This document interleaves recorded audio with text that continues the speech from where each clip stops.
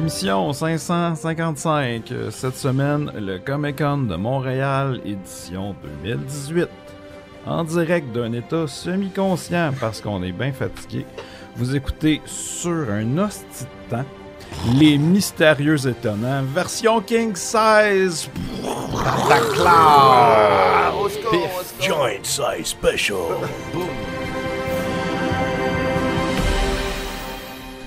Kaboom! Zoom, pow, piff, action, thrilling, adventure. Là, t'as tué le gag. Ouais, Thanks, man. Ça finissait avec le boom de Gauthier. Thanks. C'est correct. On va le faire le show. Et bonjour à tous, vous écoutez Les Mystérieux Étonnants, une émission en balado-diffusion consacrée à la bande dessinée et à l'ensemble de la culture populaire. Oui. À l'ensemble? L'ensemble. Et Ça parle jamais de timbre, hein? Non. OK. ah ben, On devrait pas être dans la même pièce maintenant en ce moment. Gauthier puis moi ça marche pas. Là. Ouais, Jake puis moi, ça marche pas. Hey, là, Oh, regardez-vous pas. Tourne-toi de Il même. dit oui, je dis non. Il dit fuck you, je dis flower. Non, je ne suis pas Benoît, ni Gauthier, ni Jake. Je suis le weird qui a besoin d'une coupe de cheveux. C'est toi. Et cette semaine, je suis entouré d'une équipe qui se dit « Ouf, il a l'air déprimé, ce Superman-là. » Je vous les présente. Le premier, regardez dans ses cheveux une fois et vous y verrez un monde sans guerre ni famine.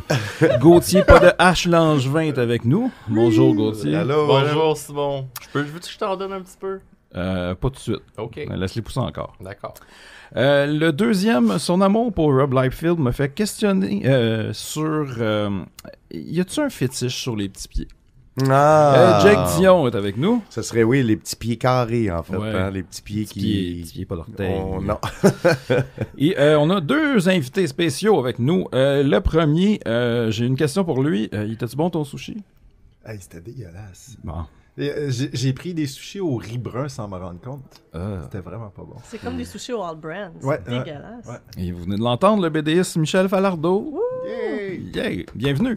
Et la deuxième, elle a récemment fait son coming out comme une fan du groupe alternatif canadien I Mother Earth. Oh, Et mon je voulais juste te dire, Cab, que t'es pas la seule. Moi, tout. Ah oui, j'ai trouvé mon J'aime peuple. bien ça. Vous aimez bien la toune? Les deux. Toutes les Ouais. tunes. C'est quoi les Il tunes? y a Je une me toune rappelle. rock puis il y a une balade. Je me rappelle pas. Êtes-vous capable de chanter? Attends, ben avant, je vais dire. Ok, oui. La BDiste de Caroline Bro. s'il vous plaît. Oui! C'est quoi les deux? Attends, il y a Ben, sur One Big More Shiny... Astronaut. J'étais sur Big Shiny Tunes 1, Ouais. Ouais, je pour ça l'ai dans que la les tête, gens mais je suis la pas capable de la connaissent. chanter. mais moi, j'ai été fan des albums après. Oui, oui. OK. Oh, quand ils ont changé de chanteur. Oui, oui, oui. Moi, j'aimais bien la chanson Raspberry. Oui, Puis, oui. le clip se passait dans une toilette publique. Puis le Ben sautait dans les airs au ralenti avec des pantalons en cuir flash. Mais on les salue. Eux, là, ils ont voulu faire du grunge, mais 5 ans Oh. plus tard, hein. Ben, comme pas mal toutes ouais. les bands canadiennes. Au Canada. là. Ouais. Ils ont voulu faire du grunge au Canada. Ouais, c'est Ouais. ça, ouais. Et en fait, c'est une émission spéciale qu'on a aujourd'hui parce qu'on va revenir sur le Comic-Con parce qu'on était tous là à différents niveaux en fin de semaine. En deuxième partie du show, on va avoir la version, le live qu'on a fait au Ouais. Comic-Con, moi, Benoît et Jake. Benoît qui n'est pas là aujourd'hui et qui ne sera pas là pour un mois parce qu'il anime une émission pour Fantasia, un talk show qui va être sur le web et aussi sur MaTV et j'imagine sur Illico, genre, parce que Ouais, c'est, ouais. en tout cas, fait que ceux qui ont le câble ou Illico, vous pouvez aller voir la bête de Ben. Et fait que c'est ça, je sais pas trop comment partir parce que là aussi on a des nouvelles un peu. Moi et Jake, on a fait nos nouvelles pendant le live. Ouais. Fait que Gauthier a des nouvelles parce qu'il n'était pas au live. Ouais. Caroline, je crois que tu as aussi des nouvelles. Fait que on peut commencer avec ça pour peut-être Ouais. mettre puis après on Ben ira oui. dans le On Comic-Con. rushera après. Ouais. Moi, je vous ai préparé un mini segment actualité. Ouais, c'est parfait. Parce que ça faisait longtemps que je vous en avais fait un. Il me semble que ça fait tout le Est-ce temps que tu peux longtemps le que j'en dire fais. avec... Les actualités! Mais Yes. on n'a pas ton thème? C'est mon test. Wow! Alors, je sais pas si vous êtes au courant ou si je vous apprends quelque chose. En ce moment, en Thaïlande, il y a des enfants pris dans une grotte depuis plus d'une semaine. Ouais. Et c'est incroyable. C'est l'histoire, sûrement, la prochaine histoire fait vécue qui va être adaptée au cinéma. Probablement. Sûrement. C'est les nouveaux mineurs chiliens. Ouais, c'est les nouveaux mineurs Y a-tu chiliens. un film sur les mineurs chiliens? Oui, oui. Oui, ok. Bon. Les puristes répondront ça. Fait que, pour ceux qui savent pas, il y a un groupe de 13 enfants thaïlandais qui, en compagnie de leur coach de soccer, sont allés se balader dans une grotte en Thaïlande. Ils avaient l'habitude de faire ça, souvent. C'était un petit peu avant la mousson, donc ils se sont dit, il n'y a pas de problème, on va aller jouer comme à l'habitude dans la grotte.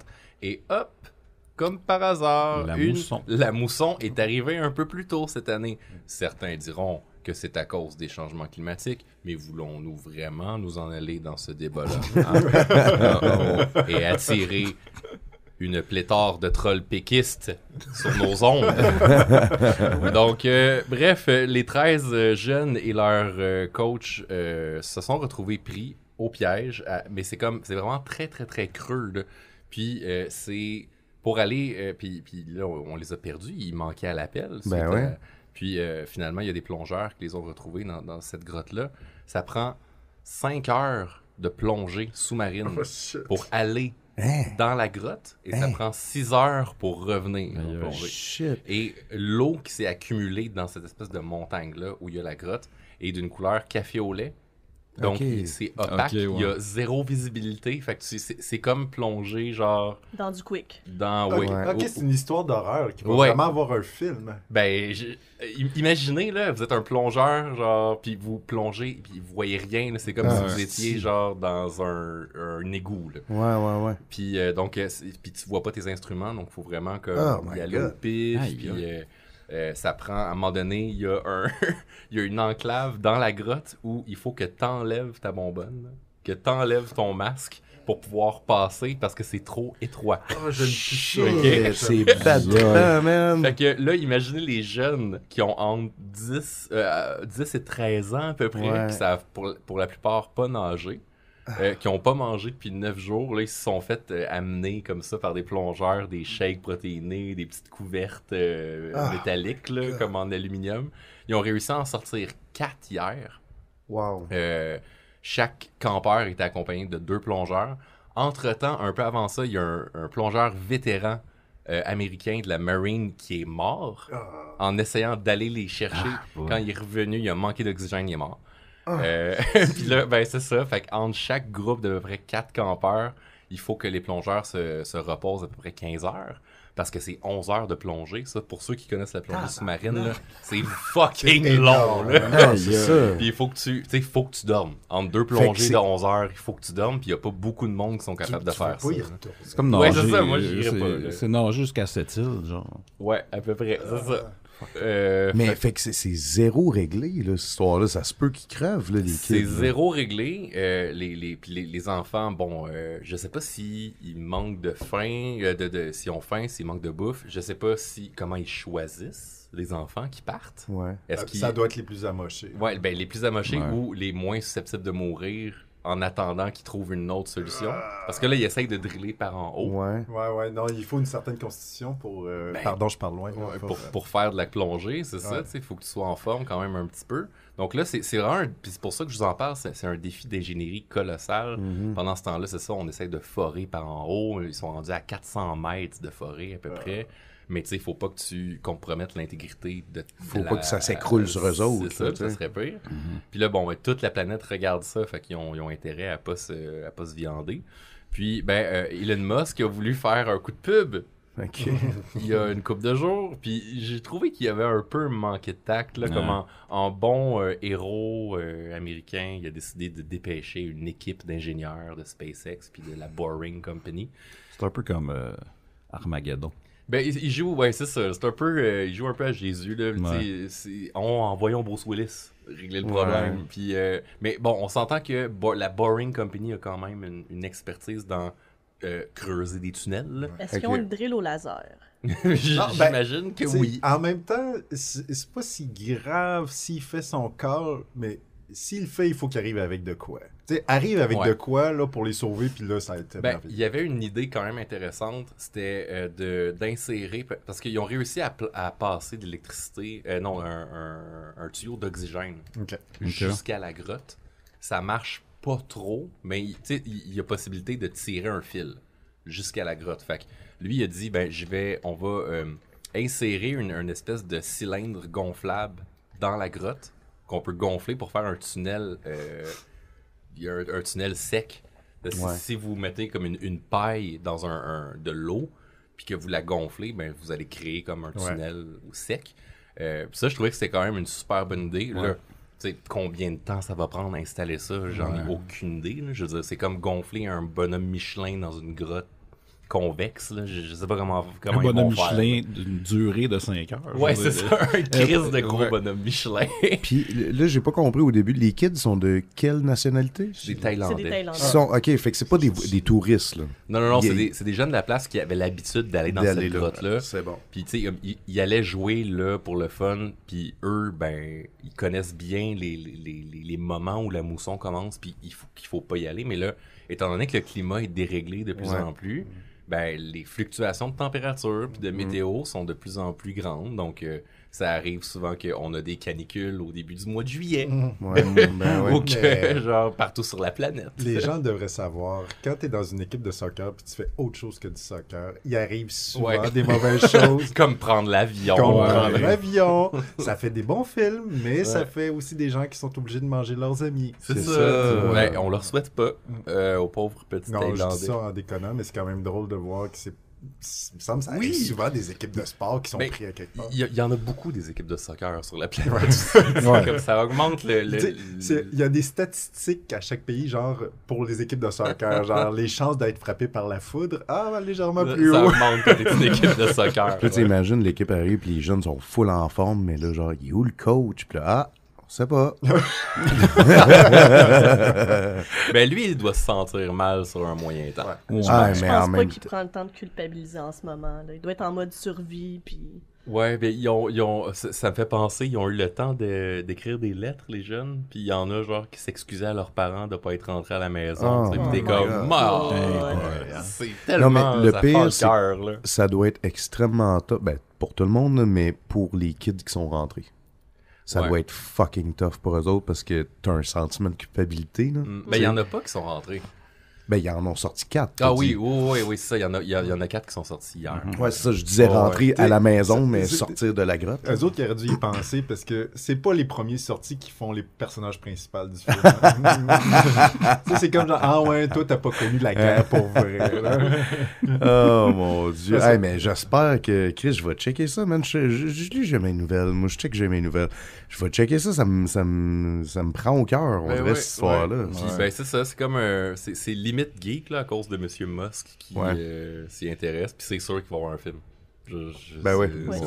Mais parlant de ça, j'ai écouté des CDR tantôt en m'en venant, puis un film qui va sortir qui m'a vraiment intéressé, c'est Brian De Palma va faire un film d'horreur sur Harvey Weinstein. Parce ça va être fait comme un thriller d'horreur. Exactement. C'est malade, c'est une bonne idée. Ouais, c'est ça. Tu sais, c'est fou pareil.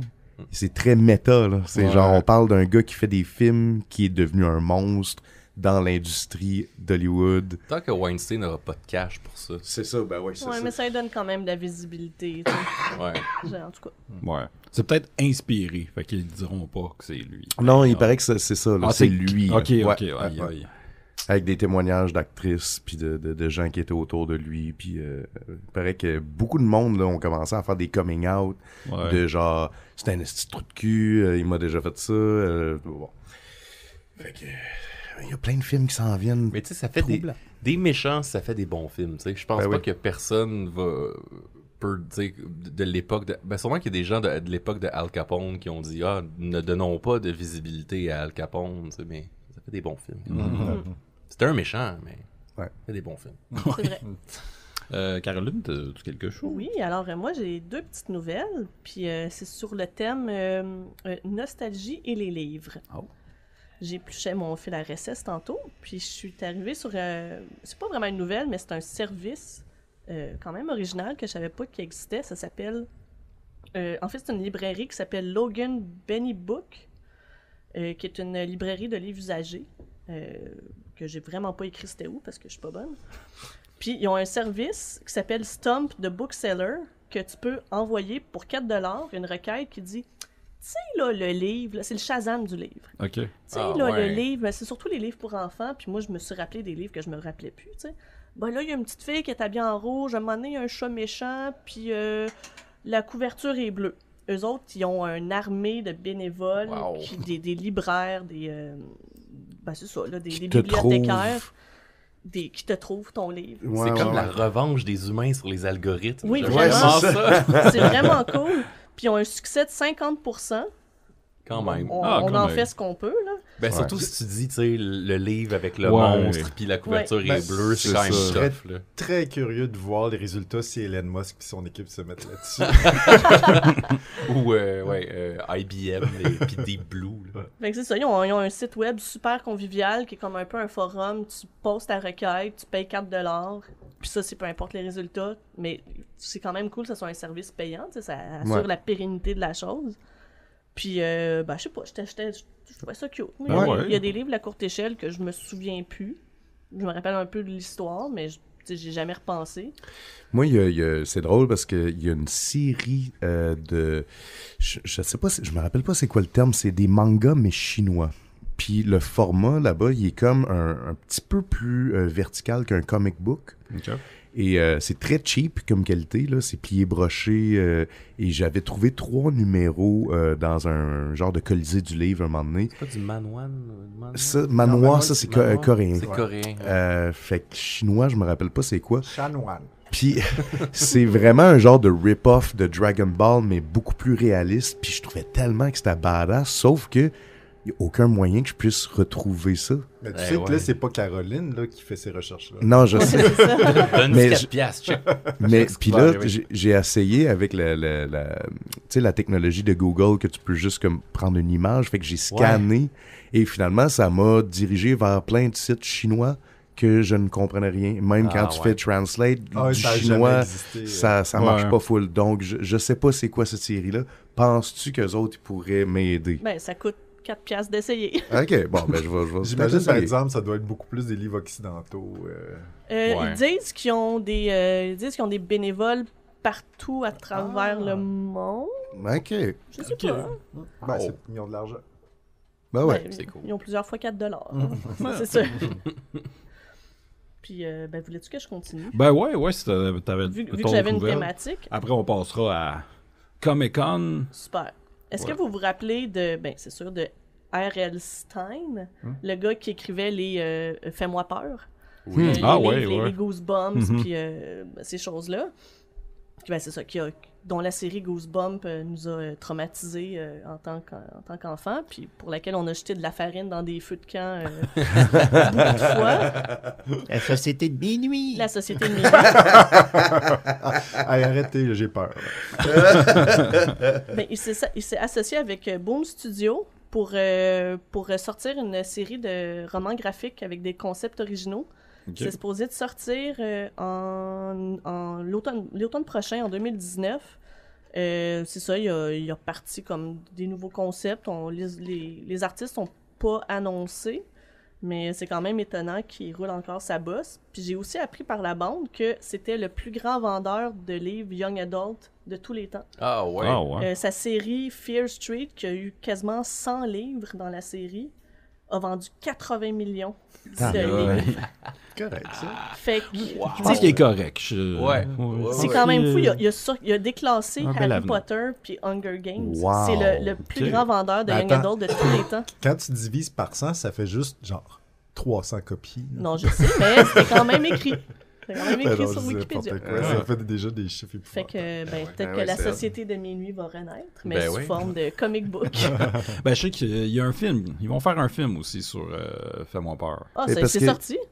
Le film Goosebumps. Non, il y a le film Goosebumps. Oui, c'est vrai, avec Jack Black. Ouais. Ah, Fais-moi peur, c'est pas ça d'abord.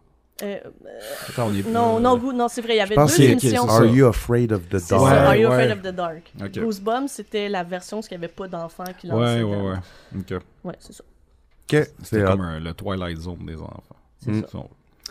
Hey, moi, j'ai une petite affaire vite faite. C'est pas vraiment une nouvelle, c'est plus une tranche de vie excitante que je veux vous partager. Oui. Donc, ce matin, parce que pendant le Comic-Con, j'ai demandé, puis vous allez l'entendre dans la deuxième partie, aux gens de me trouver des comic books de Rob Liefeld. Et personne m'a rien amené, fait que je suis extrêmement déçu. Il y a juste toi, Simon, qui m'a amené un paquet de cartes à collectionner de Extreme Studios, le studio de Rob Liefeld dans les années 90. Mais Jean-Dominique Leduc, qui était à notre kiosque, qui partageait le kiosque de Prologue, la boîte de diffusion. La boîte de diffusion et Lunac ensemble, qui est aussi propriétaire de Librairie Z.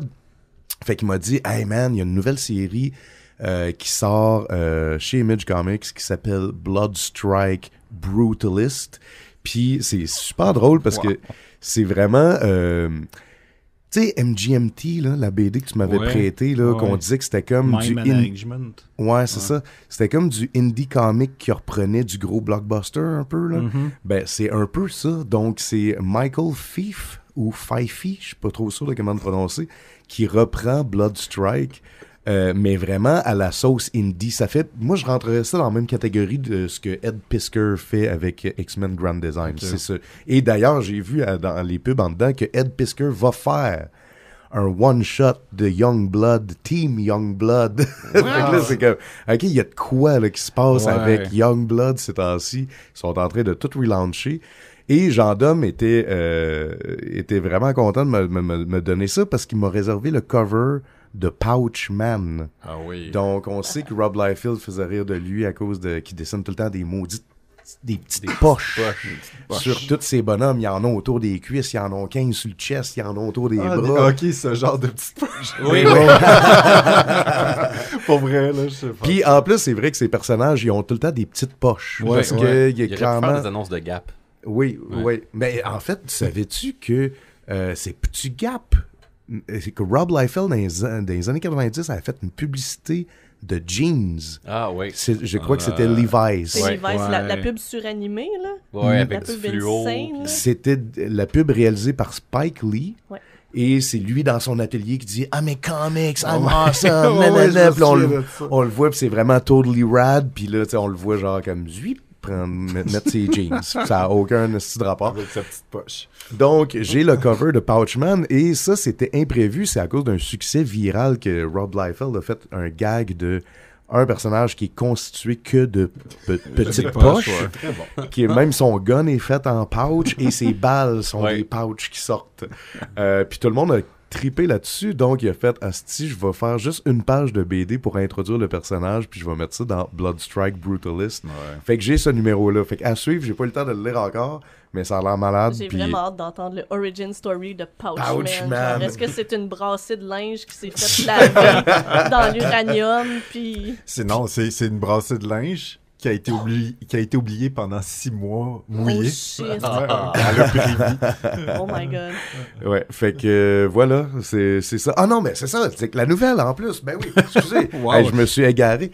C'est que quand je suis arrivé à la Librairie Z pour acheter ça, j'ai trouvé un autre trade de Judge Dredd qui a de l'air complètement malade.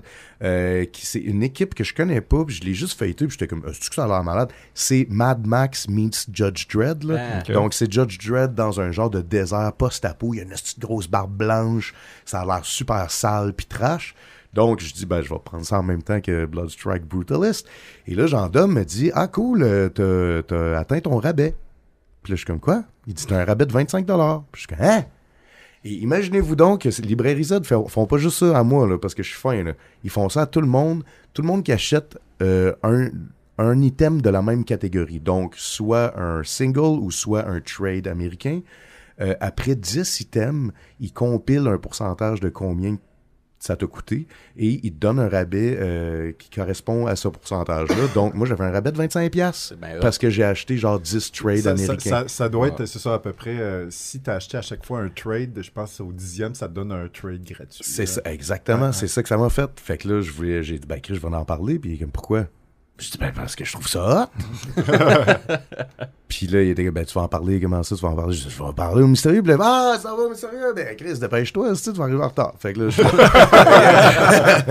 un peu arrivé. c'est ça, exact. Faut donc aller à la librairie Z, tout le monde. Acheter des trades. C'est une bonne idée. Ouais.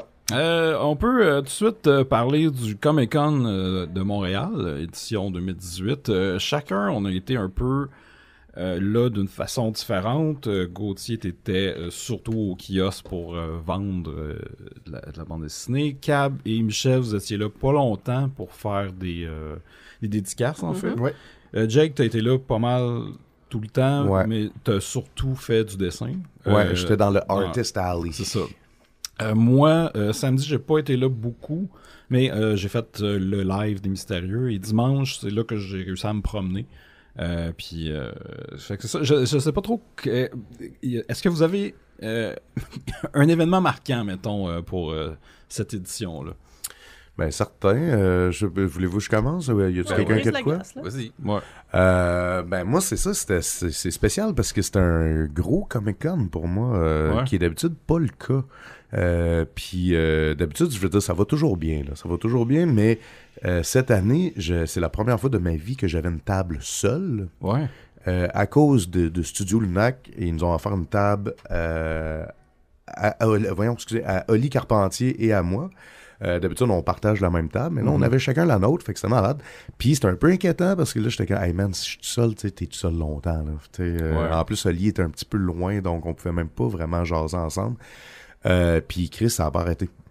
Ça a pas arrêté et c'est des gens qui venaient demander des commissions, venaient faire des dédicaces, ils venaient acheter des prints. Donc, moi, ça a été assez extraordinaire. Et 75% de ces gens-là, c'était des fans des Mystérieux. Fait qu'à chaque fois qu'ils venaient, on parlait des Mystérieux.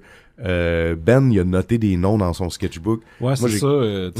D'habitude, il est là pour faire comme le wrap-up du Comic-Con pour parler qui l'a rencontré. C'est ça. Mais là, j'ai pas son calepin, moi, là. Exact. Puis moi, tu sais, j'ai commencé à en noter aussi, mais honnêtement, il y avait tellement de monde qui venait que je me suis dit, je vais juste les nommer à la botche, puis ils se reconnaîtront eux-mêmes. Fait qu'il y a un gars qui est venu, puis ça, c'était malade. Il est venu, tu sais, comme c'est un monsieur un petit peu plus âgé, puis il est là avec un dude genre full cut, là, tu sais, puis il est grand, puis il est beau, puis c'est un genre de hot dude, là. Puis là, je suis comme, hein, c'est spécial, ça. Puis fait que là, il dit, tu te rappelles-tu, Jake, il y a 6 ans, on était venu, puis on avait fait des jokes, puis j'étais là avec mon fils de 10 ans.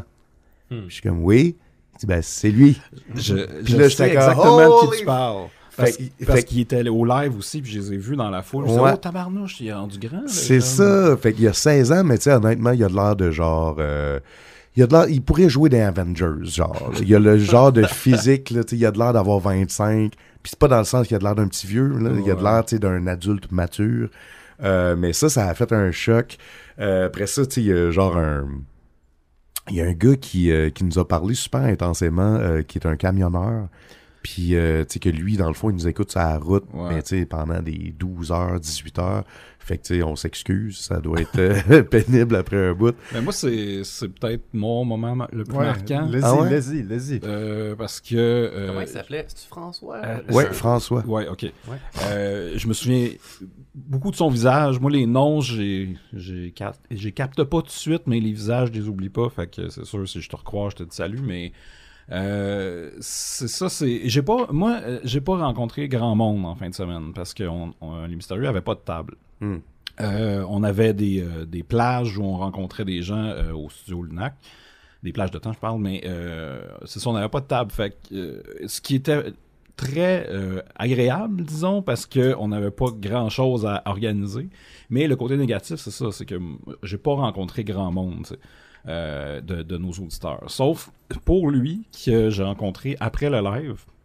Et il m'a raconté, en fait, Benoît m'a raconté la veille ce qu'il lui avait dit, et là, il m'a raconté un peu sa version, mais j'aurais aimé ça qu'il me la raconte au complet. J'avais comme des petits bouts, fait que, mais ce qui est arrivé, c'est ça, c'est qu'il était, c'est un camionneur, comme tu disais, qui nous écoute, puis il y avait comme une job vraiment stressante pendant un moment, où il fallait que ce qu'il transportait c'était important, puis il était dans une tempête de neige, puis il savait plus trop, il y avait de l'anxiété, puis ça allait mal. J'ai en tout cas il m'a dit que c'est à ce moment-là que j'ai fait la blague dans le podcast Cœur et poutre. Ouais. Et ça l'a comme aidé à passer à travers ce moment difficile-là. Ouais. Puis ça m'a ému, tu sais, parce que, je veux dire, j'ai juste fait une joke, moi, là. Ben ouais. Mais c'est fou comment que on peut changer comme la vie de quelqu'un. Ben, tu sais, la vie, c'est peut-être un gros mot, mais je veux dire, moi, je on peut faire du bien à du monde avec juste ben, le podcast, en fait. Ouais, puis parce que t'as dit une esti niaiserie sur le coup, Ouais, on s'en rendait pas compte, mais Ouais. lui, il était en train de bad tripper, puis il en avait besoin de ça. Là, C'est ça. Fait que ça, non, c'était super hot. Ouais. Tu sais que Marie-Lune te poursuit pour diffamation. Ouais, je sais.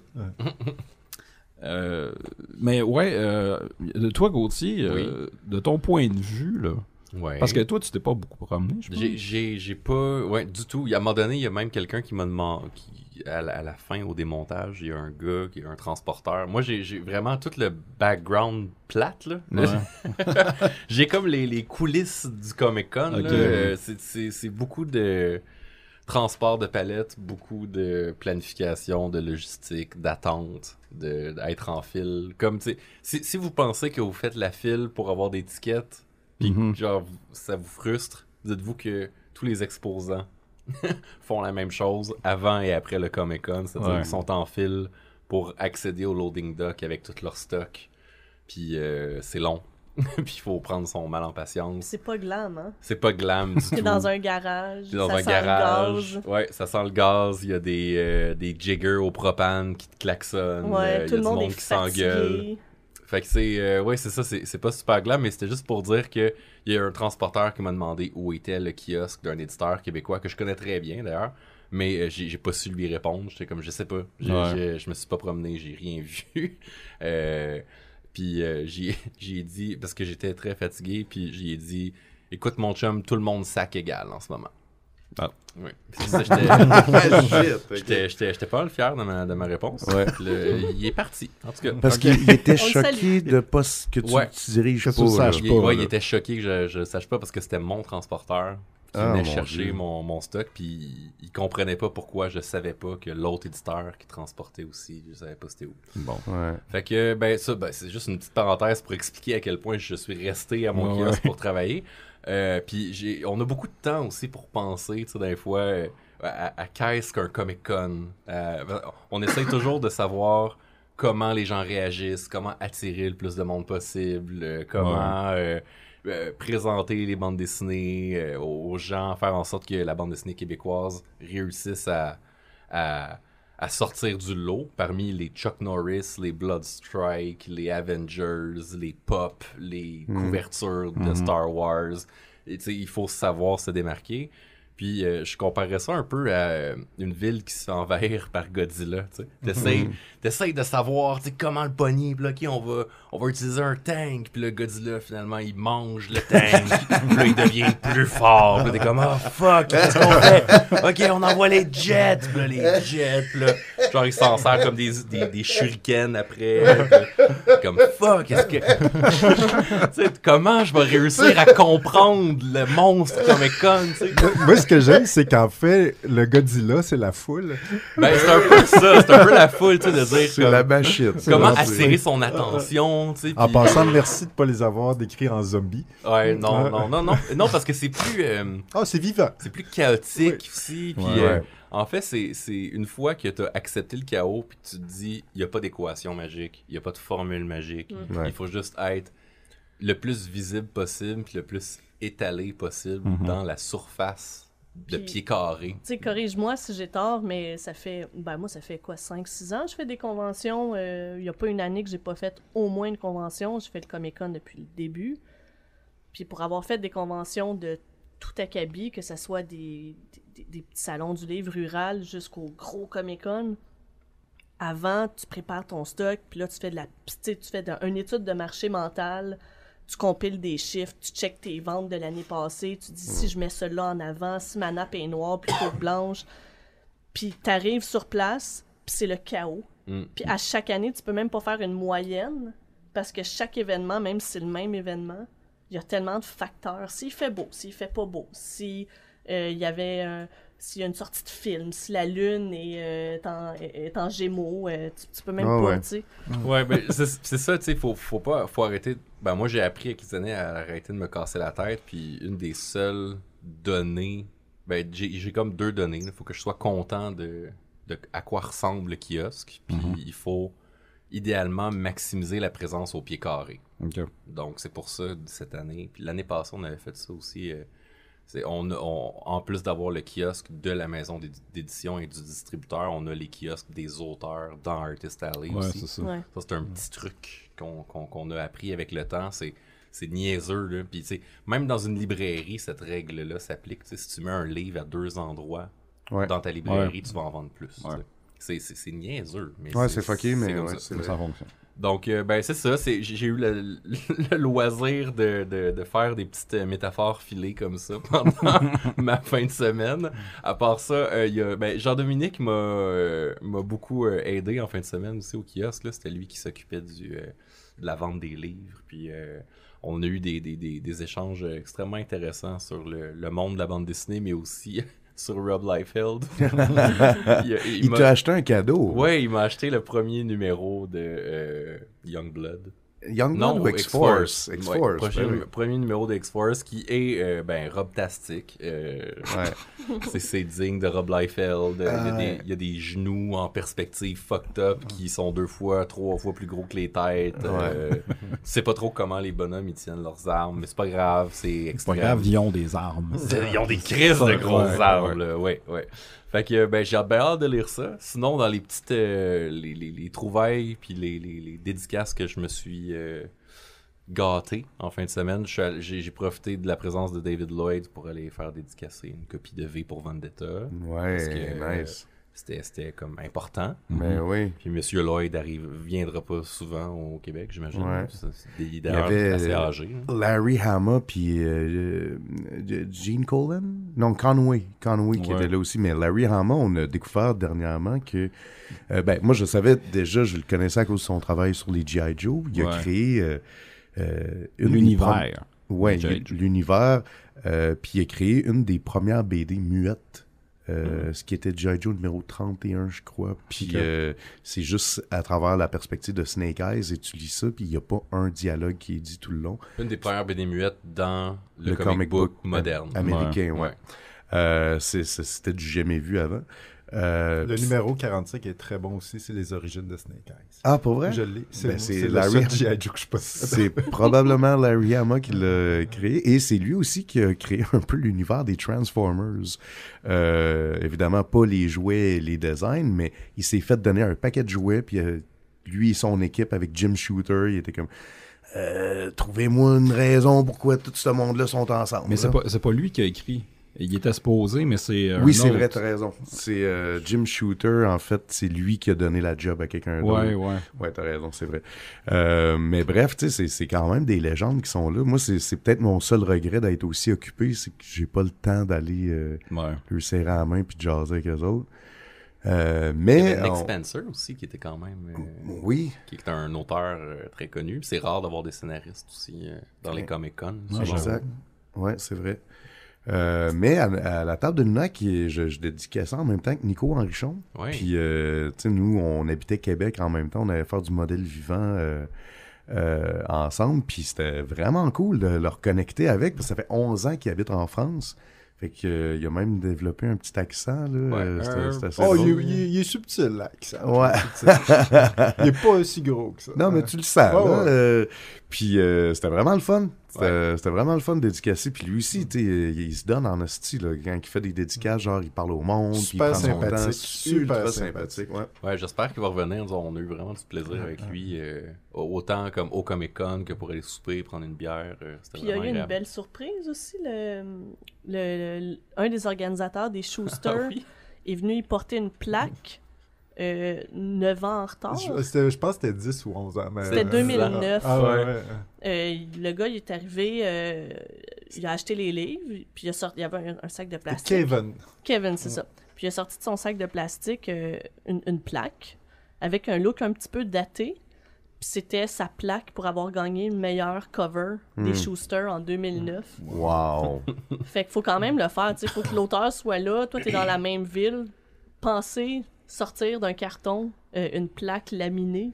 Ouais. Je vais aller donner au gars, tu sais. Hey, c'est c'est quand hot en même cool. Christ, c'est Moi, vraiment... petite anecdote avec Nico, c'est qu'on a étudié en même temps au Cégep Sainte-Foy en art plastique, sauf qu'il était une année plus vieux que moi. Puis je l'ai jamais rencontré avant en fin de semaine, mais je me souviens, mes amis parlaient de lui comme étant un Christ de dessinateur. Puis il y en a tellement pas en art plastique que j'étais comme « Hey, qui c'est qui est meilleur que moi? » Et fait que je l'haïssais un petit peu avant de... je parle dans ces années-là, parce que je me considérais tellement le meilleur dessinateur que je voulais pas être battu. Puis mes amis me disaient « Non, il est vraiment meilleur que nous autres. » Mais non, je t'aime, Nico. Pour ceux qui savent pas qui est Nico Henrichon, c'est l'auteur de Seigneur de Bagdad, Pride of Bagdad, qui est scénarisé par Brian K. Vaughan, puis il a fait aussi la BD Noé, qui a influencé le film du même nom, qui est scénarisé par Darren Aronofsky. Donc on parle de quelqu'un qui est publié depuis longtemps et qui a fait ses armes. Là, et que présentement, après ça, il a fait les Métabarons, et c'est ça, Métabarons, c'est quand même big, et il fait Doctor Strange aussi, que je veux me trouver son trade, parce qu'il paraît que c'est fucking il dessine tellement bien. Là. Cab et Michel, vous autres, vous étiez là vraiment pas longtemps, mais parce que je pense que l'année passée, vous aviez des tables. Ouais, mais là, moi, cette année, pas de table. Ça fait 1 an qu'on run l'esprit du camp. C'est assez, là. Le tome 2 va sortir vraiment bientôt, fait qu'on se prend une petite pause. Mais j'ai quand même signé 4 heures. En fait, je peux te faire un résumé vite. Je suis arrivé samedi, tour à T-shirt.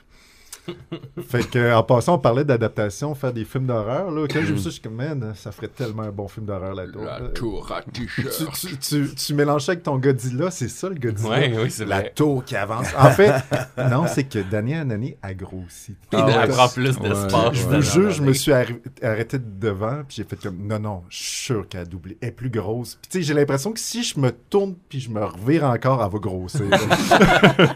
On dirait qu'elle touche le plafond, là. Ça n'a pas de bon sens, là. Puis, si tu veux celui en haut, là, qu'est-ce que c'est? J'ai vu. Ils ont des oui, ils ont c'est des ça. perches, Puis j'ai vu quelqu'un en pogner un ultra haut, puis ça avait l'air tough. Moi, je dis, tu laisses jamais ton enfant à côté. Tu regardes un t-shirt de seconde, puis tu revires, la tour a bouffé ton enfant. Et je me rends au kiosque de studio Lunac. On me demande à peu près 45 fois il est où Jake, de répondre à chaque fois, ben voyons, il est mort, vous le savez. Donc j'ai signé un peu, mes fans me reconnaissaient plus. On m'a même demandé si j'étais Cab. Salut Cab. On a c'est un très beau compliment. On a littéralement 2 pieds de grandeur de différence. Mais non, j'ai changé un peu de look, ça a l'air. Donc j'ai signé du monde agréable. Puis qu'est-ce qu'il y a d'autre? Il me semble qu'il y avait une autre affaire. Ah oui, aussi... je sais pas si vous avez vu le kiosque du studio Lunac, mais Gauthier a mis beaucoup d'efforts dedans. Et c'était pas mal la place la plus jolie de tout le Comic-Con. Oh. Et l'année prochaine, je vais faire votre tour parce que en plus, moi je le sais parce que j'en fais là-dedans, donc c'est pas du tout prétentieux. C'est les meilleurs livres de tout le Comic-Con. Oui.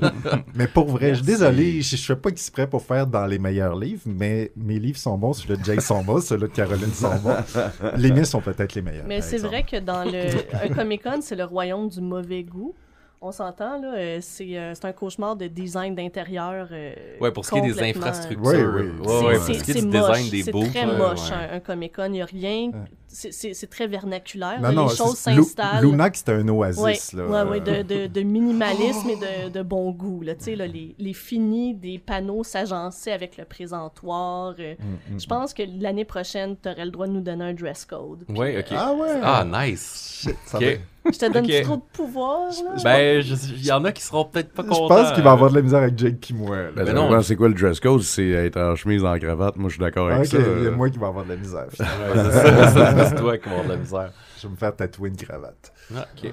C'est bon. C'est une bonne idée. Nous autres, c'est ça. Tantôt, vous allez entendre le live qu'on a fait. Ouais. C'était le fun. J'étais un peu dernière minute dans ma préparation, mais je pense que ça s'est bien passé. Ouais. C'était le fun de voir les gens. Puis je pense que c'était correct la formule plus courte aussi. Ouais.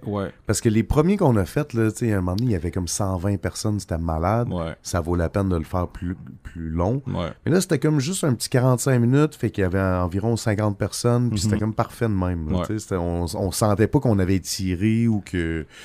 Non, c'était puis trop long. il y a une année qu'on en a fait 3, je pense. Ouais. Ça, c'était quelque chose.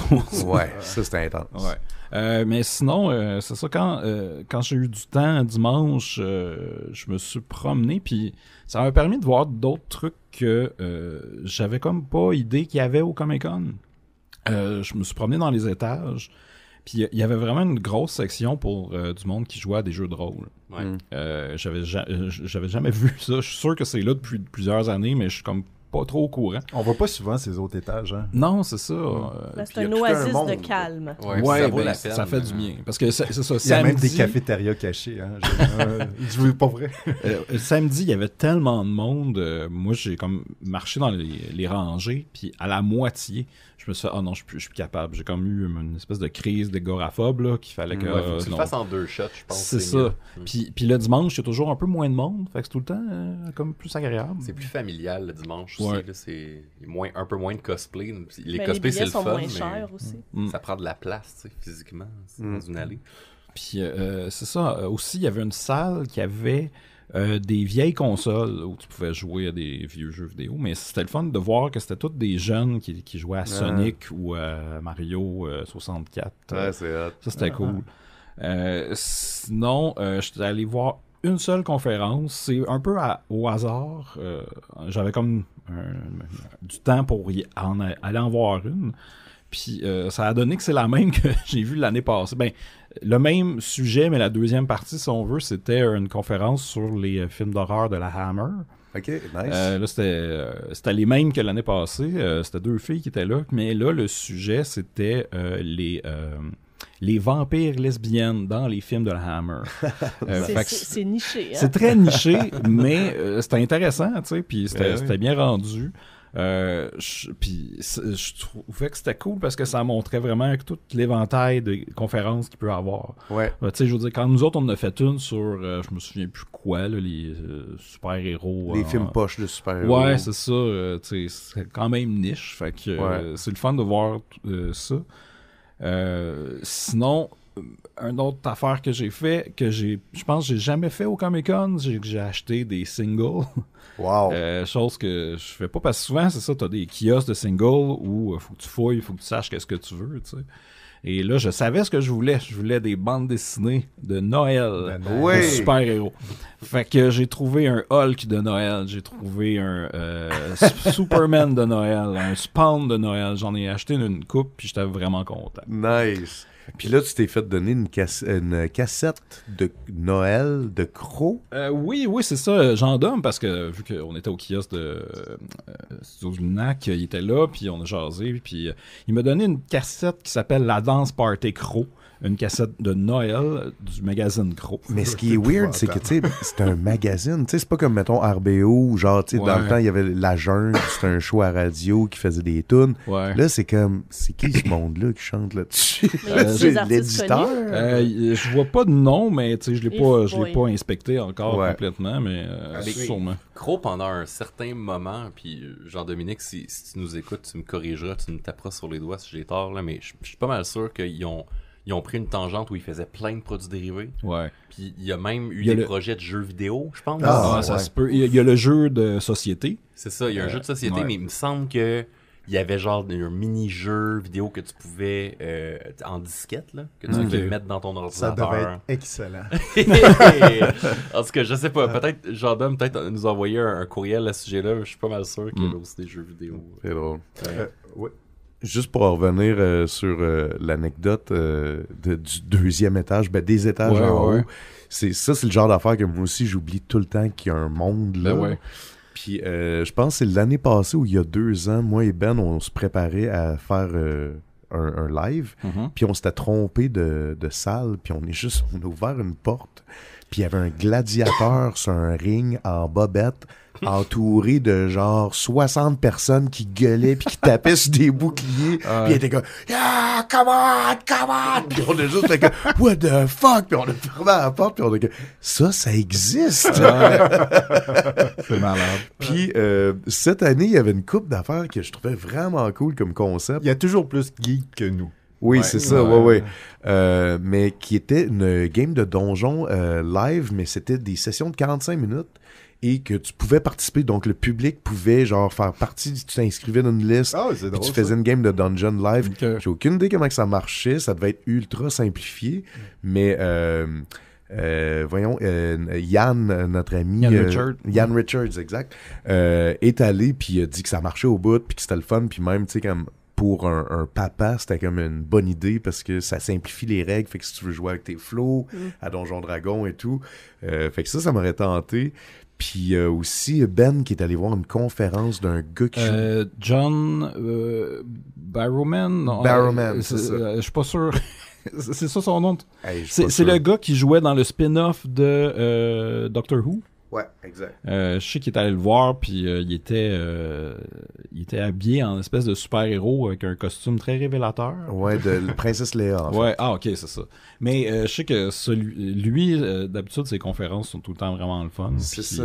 Benoît, il m'a dit qu'il avait vraiment aimé ça. Il paraît que le gars, c'est un entertainer né. Ouais.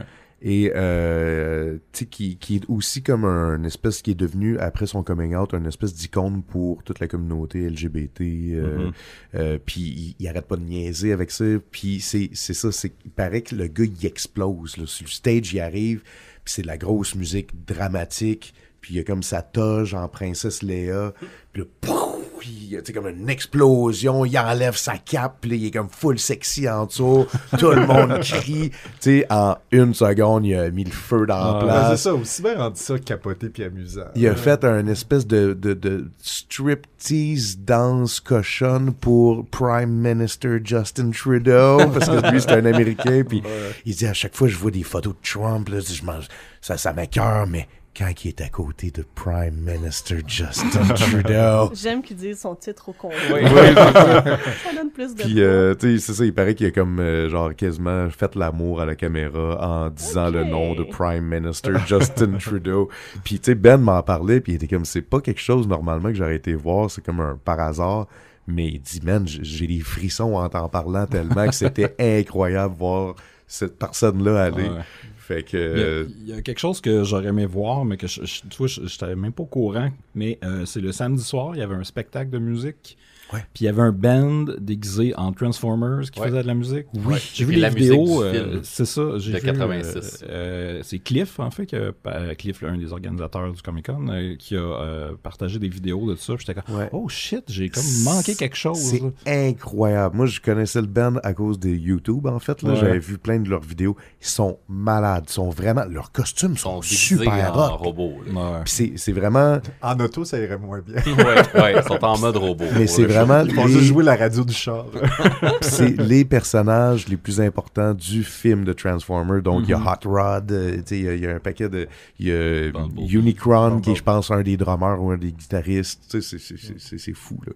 Puis moi, c'est ça. C'est peut-être mon seul regret, là. Tu sais, l'année prochaine, si je fais comme Cab et Michel, puis j'ai juste comme une couple d'heures de dédicace, j'aimerais ça profiter plus des conférences, puis Ouais. aller voir les shows aussi, parce que il y avait l'orchestre de musique de film qui ont fait 3 shows gratis si t'avais une pause. Ok. Puis ça, là, man, c'est un show d'orchestre. C'est fou dans la tête, là. Fait que je me rappelle pas exactement c'était quoi les thématiques. Je sais qu'il y en avait une Harry Potter, je pense qu'il y avait un autre Super Nintendo, puis un autre Zelda.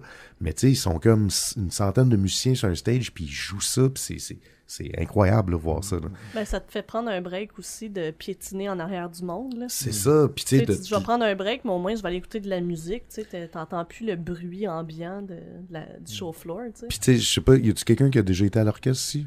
Oui. Ouais. Oui. Ouais. Tu sais, c'est vraiment, là, tu sais, c'est une manière d'écouter de la musique incroyable, là, tu sais, Ouais. ça te transperce, là, tu sais. Puis c'est drôle parce que après le Comic-Con, j'étais allé avec Ben prendre une bière à côté, puis on croise un gars qui a comme un gros case qui est habillé en suit, tu sais, puis un case clairement pour un instrument de musique. Mitraillette. Puis ouais, puis on fait un eye contact, puis je suis comme, si je pense que je le connais, puis il fait comme Jake. Puis finalement, il est venu s'asseoir avec nous autres et c'était le clarinettiste de l'orchestre. Ok. Puis on a jasé, genre, il s'en allait d'un souper. Finalement, on a jasé 1 heure de temps, Ben, lui et moi, ensemble, de plein de musique de film. Fait que ça se peut même qu'on l'invite à venir parler de musique de film au Mystérieux. Parlant de costumes, mettons, est-ce que vous avez vu des cosplays qui vous ont impressionné? Moi, j'ai pas beaucoup bougé, puis on était comme dans un endroit qui était semi-passant. Ouais. Fait que les gens comme passaient juste un petit peu en arrière de la table. J'en ai pas vu des masses. J'ai vu une patrouille romaine dans une vidéo, comme dans Astérix. Ouais, C'est un très très bon flash. Mais moi, Ils faisaient des formations autour des kiosques. Ce qui est le fun, mon Dieu, ce qui est le fun aussi, C'est c'est que drôle. c'était une patrouille féminine. Oui, Alors c'est vrai, c'est des que filles. dans Astérix, c'est l'inverse. Il n'y a pas de place pour les filles. C'est vrai. Puis, mais en fait, moi, j'ai été plus exposée à des histoires de cosplay en fin de semaine que probablement dans toute ma vie. Ok. Parce que j'héberge une de mes amies qui s'appelle Hélène, on la salue. Puis elle a fait du cosplay depuis une couple d'années. Puis on a vraiment eu la chance de discuter comme vraiment longtemps de qu'est-ce que ça prend faire du cosplay. C'est quoi les skills? Le niveau de skills. Puis hier, on a fini la soirée, on est allé faire un petit barbecue chez Olivier Carpentier puis Mel.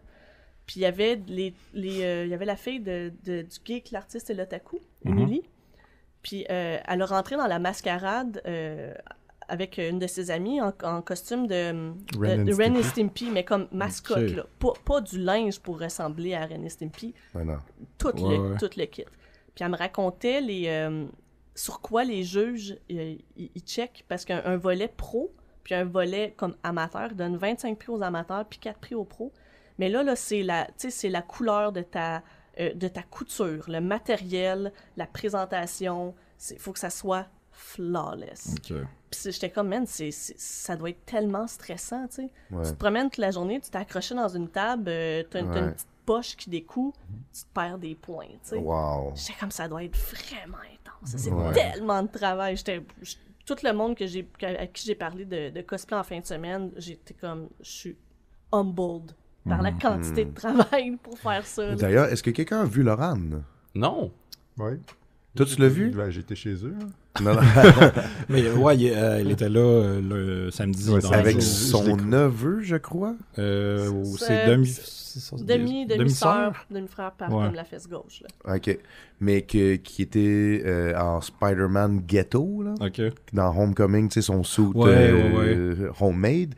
Fait que Laurent a voulu comme un peu suivre l'idée puis se faire un costume de Black Cat, Ok. mais comme si elle aussi c'était comme super homemade ghetto. ouais. Fait que tu sais, je trouvais ça hot, c'est comme ça rajoute à l'histoire, là, tu sais. Mais moi, j'ai appris l'existence du terme closet cosplay. OK. Ça, c'est quand tu fais un cosplay avec des vêtements que tu as déjà. Tu sais, tu pognes une couple Ça, d'affaires. Ça, c'est quand tu fais un cosplay de Scott Pilgrim. C'est exactement ça, en fait, parce que ma chum, elle me disait, ben toi, t'as les cheveux, puis t'as le linge pour faire Ramona Flowers. Puis Ouais. j'étais comme, c'est vrai. Puis ça a aussi parti de la réflexion de la règle, j'en ai parlé avec Oli, la règle non écrite que les artistes ne sont pas en cosplay. Si t'as une table d'artistes, tu n'es pas en cosplay. Puis là, ça m'a fait penser, j'étais comme, ben c'est vrai, mais en même temps, pourquoi? Fait que la question se pose, mais peut-être que dessiner avec des mitaines puis du make-up, c'est un petit peu ordinaire. là. Mais même si c'est un costume pratique, on voit personne en cosplay dans le Artist Alley. Ben, ça me donne pas plus l'envie de Non, le moi, savoir. Moi, je porte un masque à tous les jours. Je voudrais faire une mention parce que le Comic-Con de Montréal est un peu la Saint-Valentin des auteurs de BD, c'est-à-dire que c'est une malédiction où tout le monde devient célibataire. Et cette année, il y a eu absolument aucun changement. C'est vrai. C'est vrai, bravo. Je suis désolé pour Caroline et moi, il n'y a pas de couple non plus qui se sont Non, formés. non. Mais c'est généralement le Comic-Con de Québec qui est très Pour toi, désastreux pour toi. pour les couples. Ouais. Ouais. Mais ouais, donc, ben, Mais là, merci je comprends de nous pas, parce que t'es supposé comprends pas être mon célibataire au Comic-Con. Non, mais il y a eu supposé de faire plusieurs flusher. ruptures. Il y a plusieurs ruptures qui sont arrivées avant. L'année Très passée, on proche était d'un dans une Ouais. zone que notre gang devenait tous célibataires. C'est vrai, Et ben j'étais oui. j'étais Ouais. le prochain sur la liste. C'était très malaisant, ça. En face de Kevin Eastman. mal cosmique. Moi, les cosplays que j'ai le plus aimé, Ouais. c'est les Power Rangers au complet. Ouais, Ils étaient tu malades. étais- Tu t'es levé Pareil. pour aller prendre une photo. Ouais, puis je Ah fais ouais. jamais ça. Je Ouais. les ai en photo sur mon téléphone. Montre-le aux auditeurs. Ben oui. Puis il prenait une photo en plus avec un enfant qui était en Power Rangers rouge. Puis Ouais. j'étais comme, c'est malade. Mais Ça les- là, c'est toutes il- les bouches, tu sais, en plastique figé, Ah ouais. avec le casque, puis Ouais. les armes, tout était parfait. Il était identique. On aurait pensé que c'était peut-être les vrais. Ben oui, peut-être. Peut-être, on sait pas. Moi, j'ai vu une gang qui était toutes des Spider-Man différents. Ah, c'est cool. Puis ça faisait comme Le Spider-Verse, vraiment. Ouais. Là, il était tout Spider-Gwen, Miles Morales, Spider-Man de Avengers, en tout cas. C'était vraiment cool. Puis, je suis tout le temps fasciné par les cosplays que je sais pas si c'est un cosplay ou... Ouais. Puis il y en a un que j'ai vu que c'était un gars qui avait pas de cheveux, qui avait un gros pinch, puis il avait un petit chapeau je me suis posé la question, est-ce qu'il est déguisé comme Walter White dans Breaking Bad ou pas? Ouais, ouais. Si oui, c'était excellent. Ouais. Sinon, ben, coudonc, il y ressemble. Ben, Ouais. je comprends que tu as fait ce que tu devais faire. C'est pareil comme si t'es pas sûr que la fille est enceinte. Tu fermes ta gueule. C'est ça. Il est beau ton costume. Est-ce qu'il y a quelque chose que vous aimeriez voir l'année prochaine, mettons, ou tu sais, quelque chose... ouais. Une toute petite tour à t-shirt. On allait ouais, dire un demi-sous-sol de t-shirt. Ah ça oui, serait oui, pas- ouais, j'avoue. la cave à t-shirt. Ouais. Ben, bon mon Dieu, je sais pas. Du tapis. Moi, trop de monde au kiosque de Lunac parce qu'il le mérite. Ouais, des lignes. Mm. Des lignes d'agents. Moi, ça serait des articles portant sur les auteurs québécois qui sont au Comic-Con. Ouais. Qui viennent du Québec qui sont au Comic-Con. Ouais, Comme ouais. tu sais, cette année, on avait vraiment une belle brochette d'auteurs invités. Ouais. Tu sais, justement, Nico Henrichon qui se déplace de France pour venir, puis malheureusement, personne n'en a parlé dans les médias. L'année prochaine, ça serait le fun que les... Tu sais, je sais pas, tu sais, même... je sais pas, le journal Les Libraires, ou tu sais, des médias Aussi, plus spécialisés. Tu sais, des fois, il y a des conférences autour de la BD, puis je sais que Jean-Michel Berthiaume l'a déjà Ouais. fait au Comic-Con de Québec. Ça fait une grosse différence quand il y a quelqu'un devant le public qui dit ça. Souvent, ça amène du monde instantanément au Ouais. kiosque. Puis, tu sais, souvent, il n'y a pas beaucoup de monde parce qu'il y a tellement de choses à voir, puis les gens ne savent juste pas des fois qu'on Ouais. est là. Ils font comme « Ah, t'es là! » Ouais. Ben, moi, le premier, là, tu sais, il y a une année que j'avais vu que Simon Bisley était là toute la fin de semaine. C'est un de mes artistes préférés. J'avais aucune idée qu'il était là. Même chose avec Jay Lee. Jay Lee, où j'ai été chanceux, c'est que je me n'ai rendu compte avant que le Comic-Con finisse, donc j'ai pu aller y parler puis y serrer la main. Mais, tu sais, faut vraiment que tu ailles chercher dans le programme. Ouais. C'est pas ça qui va popper. Évidemment, tu sais, on comprend aussi que ben, c'est les grosses vedettes qui attirent le plus de monde, Ouais. mais moi j'ai un fantasme. J'aimerais ça me faire inviter au Maudit Café en haut, lounge, là. Au Green Room. Ouais. Mais tu peux rentrer quand peux tu y as une passe aller. d'invité. J'ai le droit d'aller là. Mais Avec oui. ta passe, tu pouvais rentrer quand tu voulais. Bon, ben, Colin, l'année prochaine, j'en profite. Hey, Y a-tu genre des sandwichs, puis du café, puis tout? Ben oui. Hey, tabarnak! si on avait une DeLorean, hein, tu retournerais... Ah, ben, je chillerais au café tout le temps. Ah. Ça sert à ça, la passe spéciale que les guests ont. Ah. C'est pour ça qu'elle est différente. Oui. Bon, ben, peut-être l'année prochaine. Je t'avais dit C'est- qu'il y avait des choses cachées là, de la bouffe. Ben, On- c'est je ça, m'explique. Colin. Ah, ok. C'est ça. Moi, je dirais que j'aimerais avoir plus de pubs pour ma conférence sur H.P. Lovecraft. Parce qu'il y avait personne. Personne n'est venu, mais c'est pas grave. Ça a passé dans le beurre. Sinon, je pense que j'aimerais qu'il y ait peut-être plus d'art... Ben, non, plus de kiosques de trucs de films et moins de pop. Ouais, il y avait beaucoup de pop. Parce que je pense que tous les kiosques qui vendaient des figurines avaient aussi toutes plein de pop. Fait que je trouvais que ça prenait beaucoup de place. J'ai entendu le terme Poppycon Ouais. en fin de semaine. J'ai trouvé ça très Je drôle. catch tellement pas.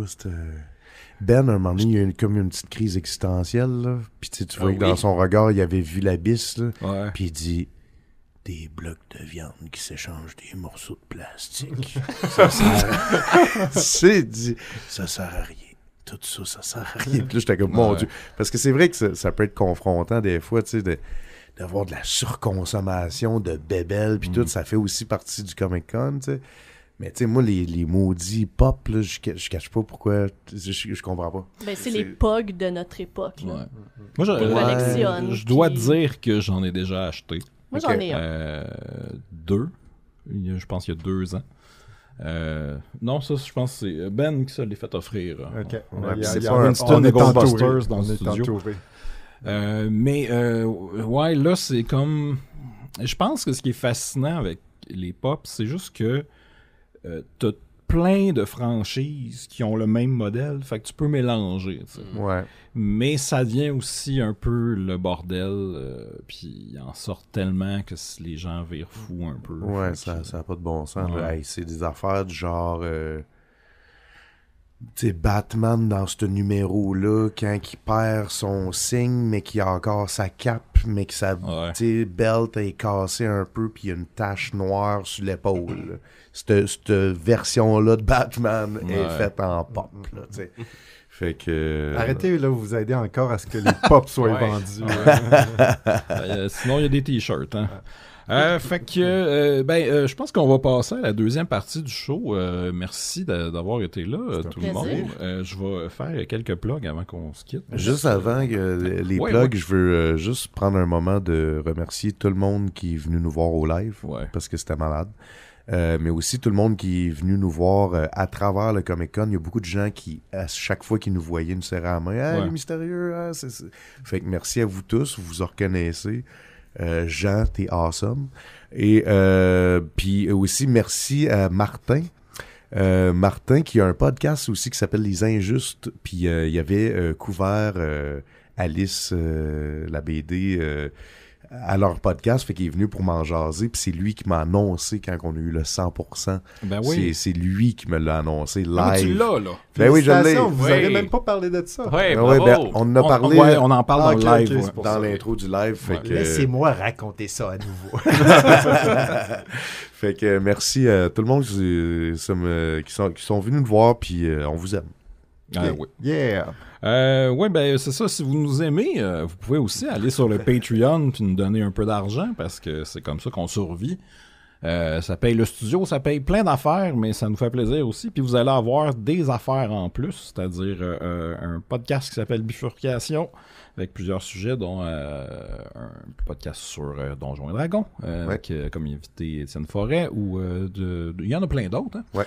Je peux pas les écouter. Ben, il y en a un j'ai pas qui le est code. avec Simon Predge où il parle de Ars Moriendi. Ouais. Puis, ouais. Sinon, vous pouvez aller sur iTunes, nous donner des étoiles ou une critique, c'est super cool quand vous faites ça. Sinon, je sais pas trop qu'est-ce qu'on peut rajouter. Je pense qu'on va se laisser là-dessus. Merci tout le monde. Et après la pause, vous aurez un autre show. Ben oui, c'est hot. Yeah! C'est cool. Yeah, à la semaine prochaine. Bye bye! Ok, bye! The spark is all I need to break the spell. Thrill of the hunt wakes me up from my desperate hell. All of my life I've been standing by, waiting to load my courage fire. Les Mystérieux au Comic-Con. En direct du Palais des Congrès à Montréal, Québec, Canada. Vous écoutez, oui, les Mystérieux Étonnants. Merci. Bonjour à toutes et à tous, vous écoutez Les Mystérieux Étonnants, une émission en balado-diffusion consacrée au BD et à l'ensemble de la culture populaire. Merci. Benoît Mercier au micro, et cette semaine, autour de la table, je suis entouré d'une équipe dont les membres sont légèrement caféinés. Je vous les présente à l'instant. Le premier et le seul que Chuck Norris craint, Simon Chénier est avec nous.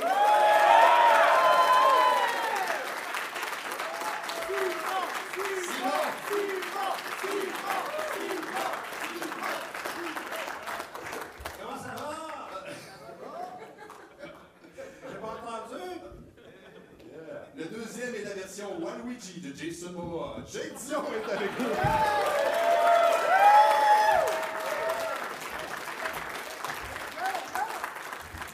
Merci tout le monde d'être là. Avant de commencer, on doit le dire, c'est une grosse nouvelle. Je ne sais pas si les gens dans la salle le savent, mais Jake s'est lancé dans un projet de comment ça, financement. Sociofinancement, qu'on dit. Ouais, c'est Chris, on en a fait un. Et ça a été. C'est fini? Tu l'as? C'est fini. On l'a eu. On l'a appris il y a 20 minutes environ avant l'enregistrement. C'est super cool. En fait, Martin, qui a aussi un podcast Les Injustes. qui est venu me voir et il était comme hey, en plus, c'est cool, vous l'avez eu. Je suis comme pas encore, mais bientôt. Il est comme non, vous l'avez eu là. Je suis comme hein? Il m'a montré sur son téléphone. Je suis comme oh my god! Fait qu'on l'a eu, mais je suis crissement content. Moi, je vais travailler là-dessus pendant 2 ans. Donc, on parle de la BD d'Alice, Oui. adaptée de Sénécal, avec Sénécal. Fait que c'est ça ma vie pendant les 2 prochaines années, je capote. T'as qu'à essayer de pas mourir d'ici 2 ans, Jake. Hier, on marchait. Oui. On se disait peut-être qu'il faut prendre une assurance pour Jake pour les prochaines années. Mais on Oui. se disait que ça va être ben trop cher. Ça coûte trop cher à m'assurer. Tu sais, juste le questionnaire, genre, pensez-vous que c'est une personne qui peut se faire du mal ou du mal autour des autres? Ben oui, il y a toutes ces autres réponses. autour. C'est ça. Puis là, tu sais, comme, pensez-vous qu'il peut retrouver son chemin s'il se perd dans une autre ville? Puis là, t'es comme, non. Tu t'es perdu dans ton quartier, j'ai genre 2 mois de ça. Ouais. Moi, je me vire de bord puis je suis fourré. là. Tu sais, dans un jeu vidéo, là, le piton pour afficher la map, là, moi, c'est Il est tout le temps on. on-off tout le temps. Genre, je me vire de bord puis je suis comme, attends, là, je suis sur le coin. Ouais. Hein? Ah, fuck. Ouais. Hier, Quand j'étais un stoner, là, je me perdais tout le temps. merci. Juste se souligner que Yann Richards est dans la salle. Yann est là. Yann était supposé te remplacer, Jake, parce que tu avais une extinction de voix ce matin. Ouais. Donc, Ben je là, remercie finalement, Yann ça- qui s'est préparé, mais qui, finalement, est dans la salle. Yann Richards, une vedette. Faut la... Mais sinon, il y a un 4e micro, hein? Ouais, ben, il peut venir s'asseoir s'il veut. là. J'ai essayé de le convaincre, là, mais il veut pas. là. Ah, OK. On va essayer durant l'émission. Là, on a 45 minutes pour essayer de le convaincre de venir en avant. OK. Mais la dernière fois que je t'ai vu, Jake, c'était hier soir dans le taxi quand tu as réussi à essayer de convaincre la chauffeuse de Uber de te ramener dans le quartier après. Mais Ouais. que tu as réussi, c'est gratuit. Elle t'a fait une Ouais, ride j'y gratuite. ai parlé de Fast and the Furious que j'ai écouté avec Simon. Puis ça l'a comme inspiré. Puis j'étais comme, d'après toi, là, t'es-tu capable de faire une ride de 10 minutes en 4 minutes? T'étais comme, ouais. Nitro, asti. Non, c'est quoi? NOS. Ouais. Fait que, ouais, elle s'est rendue. Puis là, j'étais comme, bon, combien je te dois? Puis elle est comme, tu me dois rien. Puis j'ai fait, ben là, C'est vrai? ouais. Elle t'a Ouais, fait un elle livre voulait pas- gratuit? Ouais, elle voulait pas que je la paye. Puis finalement, je l'ai payé. Ah, ouais. Elle était comme, non, t'es fin. J'étais, ben là, c'est quand C'est même. ta job. tu sais. Ben ouais, c'est ça, c'est ta job. Mais Excellent. puis, tu sais, puis je savais pas, fait qu'un un hack de vie à tous ceux qui écoutent, si vous pognez un Uber puis que la personne se rend à destination, vous pouvez demander, mettons, là, tu me rends là, mais que tu sais, on le marque pas, puis je te paye, puis il accepte. Fait que c'est Je suis pas sûr que c'est légal. Non, je pense pas que c'est conseil, légal. ça. Non, mais faites-le à la maison. Là, t'es surtombé, Simon, dans une espèce d'obsession de Fast and the Furious, parce que j'ai vu le coffret qui était sur la table de la cuisine à la maison. T'es as toutes réécoutées au complet? OK. T'es en train d'y montrer le Fast and Furious verse. J'ai vu d'ailleurs une nouvelle rapidos, là, je l'ai pas lu au complet, mais Idris Elba va jouer le méchant dans le spin-off de Fast and Furious. Ah, C'est en train de devenir... Oui, c'est ça, ils font un univers de spin-off de Fast and Furious. Oh, ouais, tabarnouche, hein. Ils font ça à la maison quand ils nous écoutent, mais là, on Ouais, a un c'est ça. feedback. Est-ce que qui veut commencer une nouvelle cette semaine? Voulez-vous que je commence rapidos? Ben oui, vas-y. Ouais. Ben, en fait, j'avais envie de... Non, vas-y. T'as assez parlé, là. J'ai une petite nouvelle rapidos, là. Il y en a tout le temps, il en faut. C'est mon sujet favori. C'est d'ailleurs le sujet favori de nos auditeurs, je suis persuadé. C'est qui m'a parlé? C'est François, là, hier, qui me disait qu'il voulait tout le temps que j'en parle. C'est Star Trek.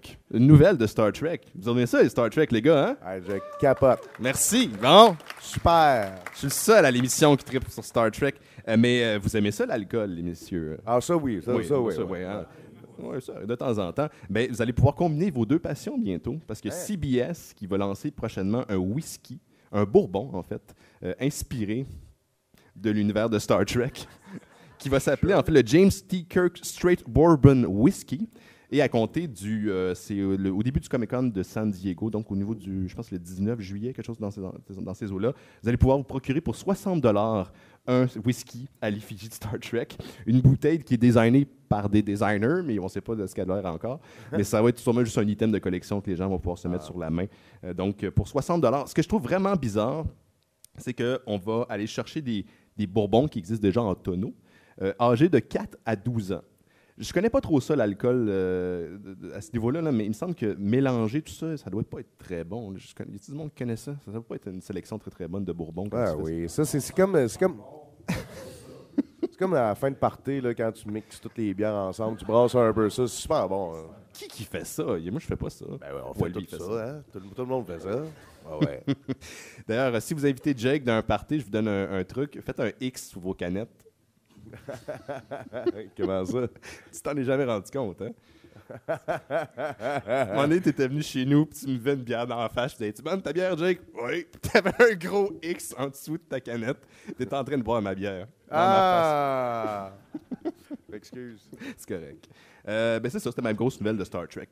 Monsieur Chénier. Juste pour, avant de commencer ma nouvelle, j'ai recommencé à écouter L'Héritage. Non.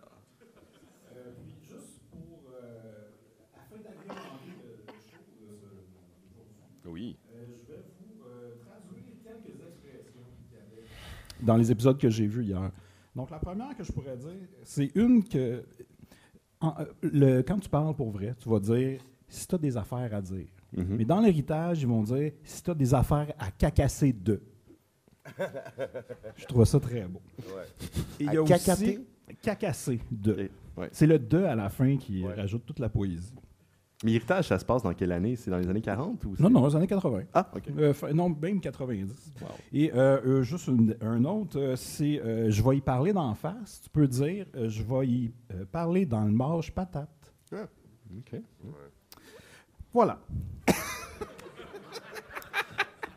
Et un sujet aussi important que l'héritage, L'héritage, ouais. c'est les sorties Blu-ray de la semaine. Yes! Ben oui. Donc, ce qui s'en vient mardi, un premier film, vous allez voir, c'est bien geek. Oui. C'est la comédie romantique Casual Sex, sortie en 88, qui en français s'appelait L'amour au hasard. Ce qui est quand même deux définitions complètement différentes. Ah ouais. Mais c'est avec Léa Thompson qu'on a parlé au dernier live, qui est la mère de Marty McFly dans Back to the Oui, Future. c'est vrai.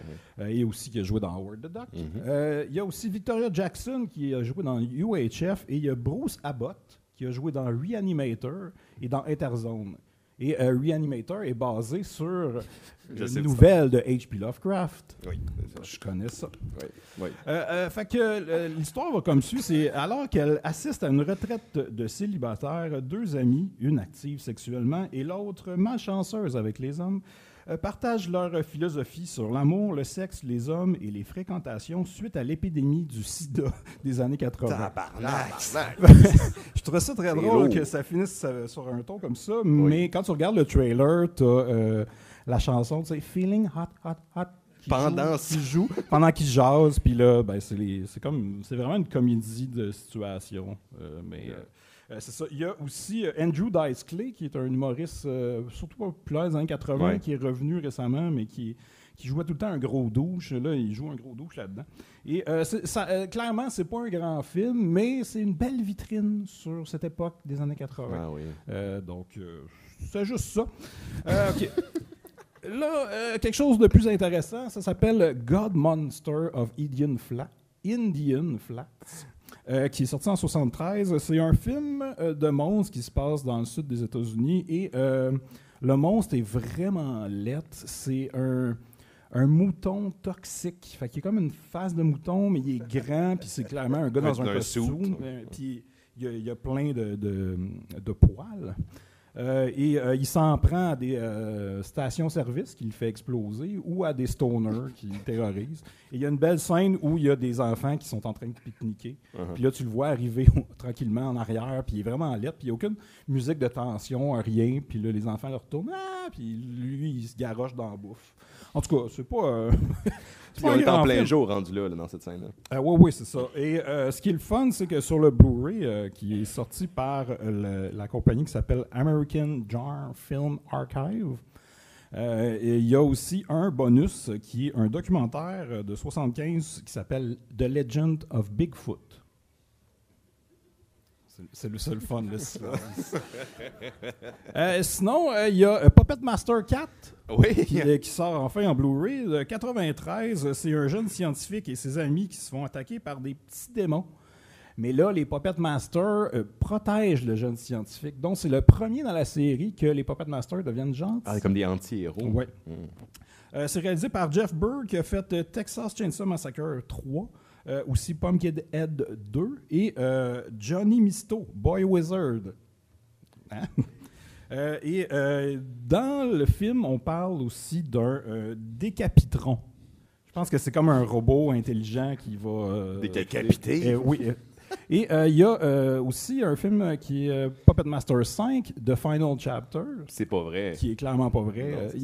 Les séries devraient apprendre à arrêter de dire The Final Chapter. Parce que ça l'est jamais. Non, Jason a fait ça, Lac Placide a fait ça, puis il y en a tout le temps après. Anaconda, je pense arrêtez. aussi. Toutes les graphismes sont ça aussi, ouais. très bonne. Et c'est avec le même cast que le 4. Oui. Fait que c'est clairement tourné en même temps.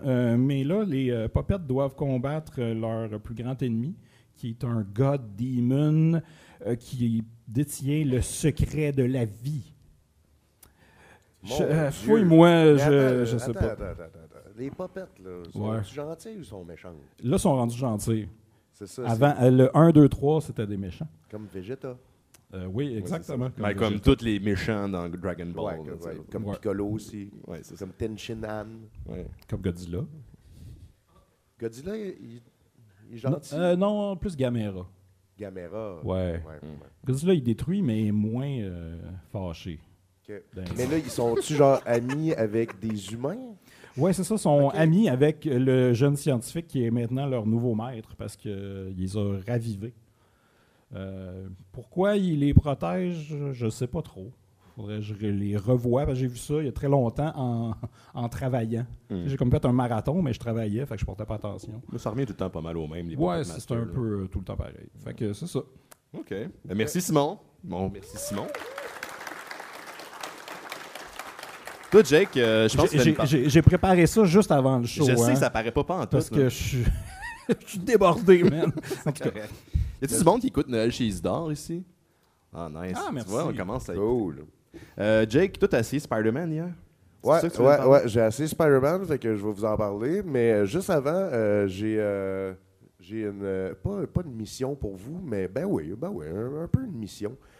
C'est que vu que je suis à ma table pendant le Comic-Con, à chaque année, j'ai jamais vraiment le temps de faire le tour. Mais cette année, contrairement aux autres années, il y a full d'affaires très précises que je veux. Et je veux que vous faire la job. Ouais, je veux que vous m'amenez ça. Alors, non, mais c'est pas un ordre, là. Mais si, mettons, vous vous promenez puis vous le voyez, ben là, vous me l'amenez, puis là, moi, je suis content. Mettons, genre. Ouais. Ouais. OK. important Alors, d'être content. un top 3. Donc, numéro 1. OK. Je veux un T-shirt à tendance satanique avec des écritures japonaises dessus. Pourquoi? Je sais pas. Mais est-ce qu'il y a ça au Comic-Con? Peut-être. Ouais. Numéro 2. Quelle grandeur? Large, je pense. Je suis pas médium, en tout cas. Là. Large ou X large? Bon, ben, c'est fin, ça. Puis, OK, numéro 2. Plein de comic books de Rob Liefeld. Parce que oui, ça arrête pas. Puis là, je me rends compte que ma passion grandit pour Rob, puis je veux tout, là. Puis, c'est con, hein? Mais les comic books des années 90 se font rares. J'ai essayé, genre, de voir s'il y avait comme un comic shop qui les avait, puis j'ai rien vu. Donc, est-ce qu'il y a ça ici? Peut-être. Ben, c'est ça. Fait que, tu sais, mais moi, je serais game de genre, tu sais, une grosse bine à 15 piastres. Je prendrais tout le lot. J'ai pas peur. Une grosse bine à 15 pièces. Numéro 3. C'est Plague of Frogs 4 parce que j'avais une carte de crédit prépayée, je l'ai commandée, puis finalement j'ai tout dépensé le cash qu'il y avait sur la carte de crédit. Puis là, Amazon me dit, ben là, on peut pas te le livrer, t'as pas payé. Puis je suis comme, ouais, non, mais c'est le bon numéro pareil. Non, mais t'as pas d'argent sur la carte. Je suis comme, comment? On va en remettre un moment donné. C'est pas un chauffeur de Uber, Ouais, Amazon. Non, c'est ça, Amazon ne voulait pas. Fait que, mais y a-t-il ça ici? Peut-être. Tu parles du omnibus, hein, c'est ça? Ouais, tu sais, le Plague of Frogs, c'est BPRD, là, c'est avec Abe Sapien dans l'univers de Hellboy, puis tout, le 4e. Donc, ben merci, hein, déjà, pour ça. Merci de votre aide. Si je peux rajouter quelque chose, si vous voyez du stock de Noël, juste me le prendre ou venez me le dire. Oui. Faut mettre quand même des ranges de prix, là, parce qu'il y a du monde qui vont vous trouver des affaires à 100$, puis vous en arrivez à votre table, puis vous allez capoter. Là. Ah ben, hein. S'ils veulent faire ça. Ce qui serait vraiment chien, c'est que quelqu'un, genre, voit comme, mettons, une boîte marquée Rob Liefeld Comics, Big Special, 75% off, puis ils la prennent en photo, puis qu'ils viennent me montrer la photo, en sachant que moi, j'aurais jamais le temps d'y aller. Puis comme, il y a ça, finalement, au Comic-Con. Bye! Ça, Faites ce serait ça. chiant. Faites ça. Mais sinon, c'est ça. Hier matin, je suis arrivé très tôt, avant tout le monde, pour préparer le boot et tout. Puis là, à un moment donné, tout est installé. Puis là, je fais un petit tour. Puis là, je vois des clôtures autour du boot de Spider-Man avec la magnifique statue de Spider-Man. Oui. Elle est super hot. Celle qui est protégée d'ailleurs par un gardien de sécurité 24 heures sur 24. Il y a tout le temps quelqu'un à côté de cette Oui, statue. parce que ça a l'air tellement facile à voler. Ah non, mais c'est sûrement pour pas que que quelqu'un le monde se dessine mette à un côté. pénis sur son... Ben là, Je sais pas. On sait pas. Qui voudrait faire du mal à Spider-Man? Mais bref, il y avait des clôtures tout le tour. Les Sinister Six. Green Goblin. Venom. Hobgoblin. Kingpin. Ouais. Goblin. The Shocker. Black Cat, on sait jamais. hein. Black Cap est pas trop stable. Non, c'est ça. Une fois sur deux. Ézéchiel, est-ce qu'on se souvient d'Ézéchiel? Ah oui, on se souvient d'Ézéchiel. Oui. C'est qui, Ézéchiel? Il voulait l'aider, mais finalement, non. C'était l'espèce de gars qui parlait des totems d'araignées. Dans le run de J. Michael Straczynski.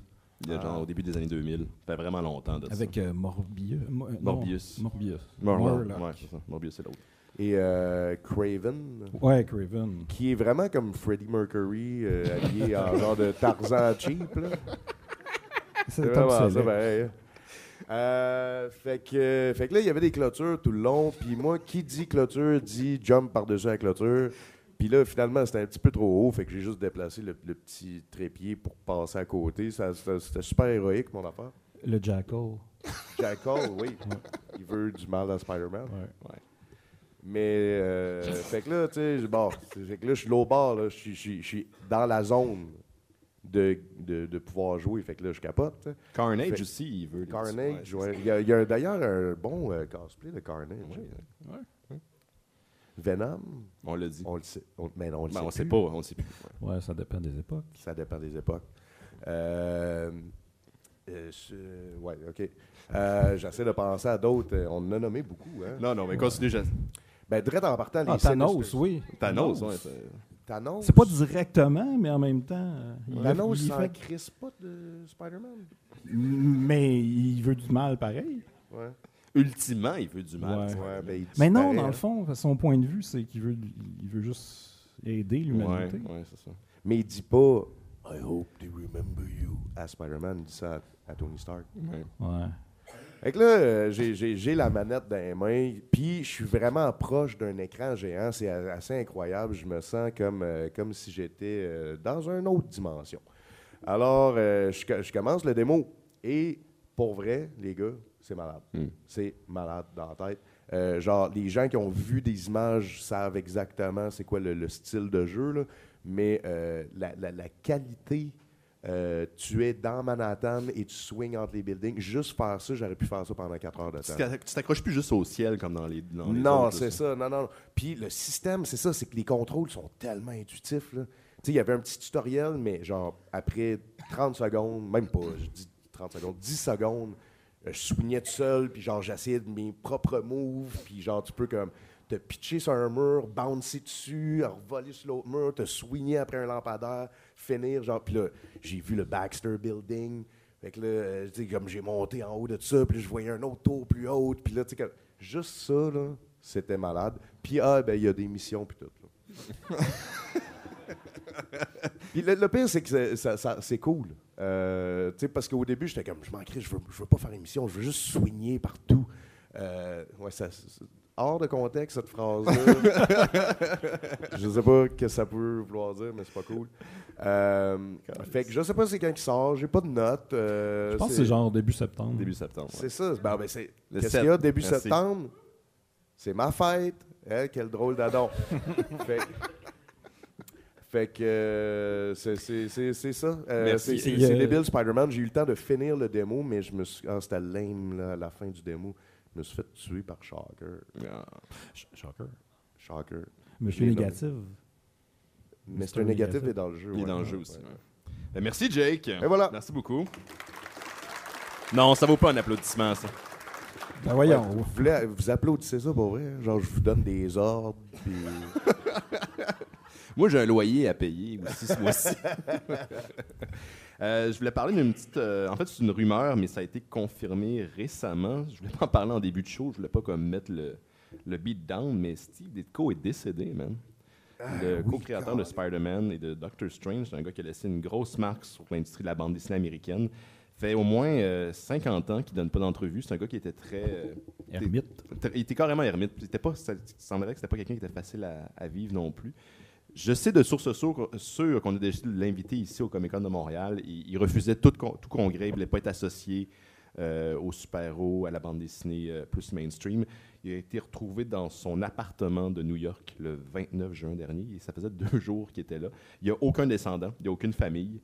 Donc, il est un peu mort dans l'anonymat, à part les petits sites, ou les gros sites plutôt geeks de nouvelles américaines. Mais il n'y avait pas de famille. Il n'y avait rien, il était tout seul. C'était un gars qui était je ne veux pas dire n'importe quoi, là, parce que je ne suis pas trop au courant, là, mais c'était une question de philosophie de vie. Le fait qu'il était exclu, le fait qu'il était un peu ermite, le fait qu'il n'ait pas développé de famille, c'était lié à quelque chose, mais je ne me souviens plus le terme. Je ne connais pas l'histoire, donc je ne veux pas rentrer là-dedans. Mais qui a commencé dans les années 50 à faire du comic book. Il a commencé chez Atlas avant que ça vienne Marvel.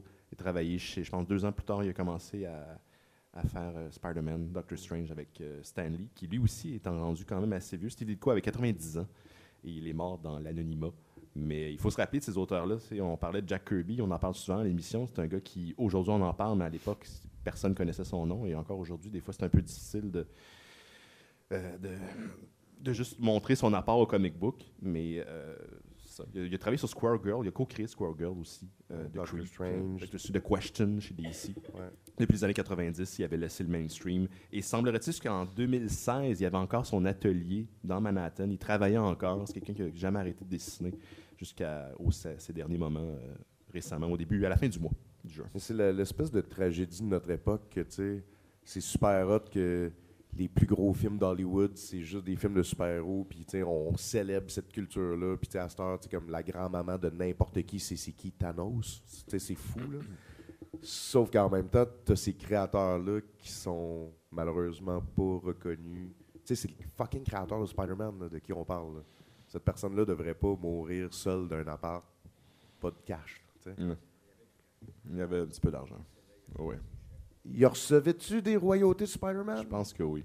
Ouais. C'était. Bon. C'était Ben, en tout cas, il était dans un très luxueux appart. c'est quand il est tragique mort. pareil, OK? Puis, checkez le documentaire, il est sur YouTube, là, À la recherche de. de Steve Ditko par, je me rappelle pas de son nom, merde, l'animateur de talk show British, là, pas grave. Qui écrit de la BD aussi, là, mais on sait pas son nom, fait que... Benny Hill? Je pense que c'était ça, ouais. Ouais, Je pense que c'est c'était ça. Benny Ouais, Hill qui a ouais. réalisé le documentaire À la recherche de Steve Ditko. De son talk show, c'était malade. Il arrêtait pas de sortir d'une porte à l'autre. Il savait jamais par où il allait passer. La run de Spider-Man de Benny Hill, c'était malade. Simon. Pour continuer dans les phrases de l'héritage, il y a, je pense, selon moi, qui se dit je pense par devers moi. Et il y a aussi t'as pas à aller. Oui. Non, t'as pas l'air d'aller. Oui. Tu peux dire t'as pas l'air plus d'allant. Bon, ok, je referai plus ça. Je suis allé voir, je vais faire une petite critique en fait. Je suis allé voir un petit film qui vient de sortir au cinéma qui s'appelle Upgrade. J'en ai un peu parlé au show des fois, juste parce que le trailer me parlait. J'étais allé, il joue pas dans beaucoup de salles, puis c'est pas une grosse sortie. Mais c'est un film, en fait, c'est l'histoire d'un gars qui, après qu'il se soit fait attaquer par des méchants, devient paraplégique et sa femme s'est fait tuer devant lui. Et là, il se fait donner une petite chip ordinateur qui s'appelle STEM, qui se fait rentrer dans la colonne vertébrale par un espèce de scientifique un peu fou, là. Puis là, en fait, lui est conscient, mais son corps est contrôlé par un ordinateur. L'ordinateur, lui, parle. Donc, au début, l'ordinateur l'aide à retrouver les méchants, mais quand il les retrouve, il décide comme bon, je vais me venger, mais il n'est pas très bon, puis il contrôle son corps, mais pas tant que ça. Puis là, l'ordinateur prend le contrôle de son corps et là, il devient une espèce de machine à tuer. Mais ce qui est drôle, c'est que l'acteur ou le personnage est comme témoin de qu'est-ce qu'il est en train de faire. Puis c'est un peu ça, ce qui est intéressant dans le film, c'est vraiment... mettons qu'il pète la gueule à quelqu'un, puis là, il dit « Wow, calme-toi », puis « Non, reste à terre », puis il continue à se battre, mais lui, il n'a pas le contrôle de ce qu'il fait. Puis c'est ça, j'ai vu le film, et sérieux, c'est un des meilleurs films que j'ai vu à date cette année. Pour vrai? Wow. J'ai vraiment aimé ça. C'est pas un grand film, c'est comme Casual Sex. Mais c'est la cinématographie est super belle, la musique, il y a un mood très 80. Puis ça mélange plein de films, en fait. Les références sont pas cachées, là. C'est là. C'est Robocop, c'est Minority Report, c'est Blade Runner, c'est même Death Wish. Mais ce qui vend vraiment le film, c'est la performance de l'acteur principal qui est Logan Marshall Green. Qui est de Shocker. Exact. et qui était... Spider-Man Homecoming, c'est pas... c'est celui qui se fait désintégrer. Ouais, puis tu te demandes, c'est-tu lui Tom Hardy? Puis non, c'est pas Tom Hardy.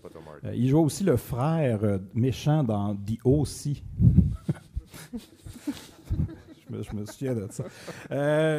Ouais, c'est ça. Puis c'est vraiment le fait, la physicalité de son rôle. Il bouge vraiment comme une espèce de robot, mais pas son esprit. Puis il y a plusieurs. Il y a des fois qui est comme content d'être un espèce de robot, puis des fois non, parce que ça va trop loin. Fait que le jeu est vraiment impeccable. Peut-être le petit bémol, c'est que dans le trailer, les scènes, tu sais, comme on pourrait dire qu'ils sont c'est awesome ça parce que c'est violent puis tout. Ils sont pas mal tous dans le trailer. Fait que tu n'as pas vraiment de surprise du côté de l'action, mais le film est beaucoup plus que ça. Puis ça fait que même si les punchs sont un peu vendus dans le trailer, c'est quand même bon. Puis la fin est vraiment est très bonne. J'avais peur à un moment donné où ça s'en allait, puis je le spoilerai pas. Là. Pas un Gauthier Lange. Non, mais finalement, c'est vraiment satisfaisant, puis c'est vraiment... je le conseille à tout le monde. Ça me fait penser à Hardcore Enemy un peu, quand j'ai vu la bande-annonce. Un peu, mais moins gossant visuellement. Il y a vraiment un style le fun. Plus léché. Est-ce qu'on a le point de vue de la caméra subjective? Non, vraiment pas. Fait que il y a ce film-là, je vous suggère, et je regardais un autre film. Ça, je le suggère un peu moins. Ça s'appelle Boléro. C'est un film de 1984 avec Beau Derek. Oui, on se souvient de Beau Derek. Beau Derek, qu'on se souvient surtout à cause qu'il est mentionné dans des sketchs de RBO. François Pérusse. Puis c'est réalisé par son mari, John Derek, et c'est pour Canon, ou Golden Globus, en fait, qui étaient ceux qui produisaient comme les films de Chuck Norris, qui est là aujourd'hui. Quelque part. Donc là, ils se sont donnés dans une espèce de... C'est un peu un genre d'Emmanuel, mais pas très bon. Ben, tu sais, déjà, les Emmanuel... le storyline d'Emmanuel. C'est ça. Mais là, c'est un peu un projet de vanité, là, parce que c'est réalisé par le couple, tu sais. Puis l'histoire, en fait, ça se passe dans les années 20 à peu près. Beau Derek vient de finir l'école, et là, son but premier, c'est de perdre sa virginité. Et avec un chic. C'est le même qu'on appelle ça en français, un chic? OK. Puis c'est comme son but. C'est la première quête du film. Puis là, elle trouve un chic. Puis là, il se crouse, puis là, ça va se passer tranquillement. Puis là, il met du miel sur le bedon à elle, puis là, il commence à licher son miel. Puis là, c'est comme au ralenti pendant qu'elle gonfle l'estomac. Puis c'est vraiment troublant. C'est Hey, comme puis un du film miel, en d'horreur, puis c'est pas supposé. Puis Du là, miel, c'est dégueulasse. ouais. Ben, non, mais attends, wow. Du miel, c'est bon. Oui, Mais c'est important, gossant les à abeilles. avoir sur la bedaine. les abeilles, c'est important.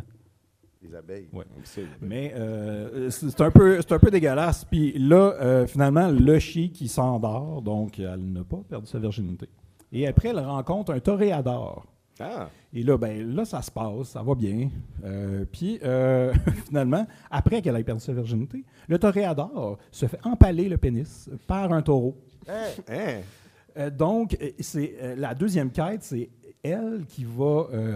Voir le taureau. non, qui va essayer de revigorer l'homme qui a... Ah. C'est un thriller érotique, finalement. C'est pas un trailer, Non.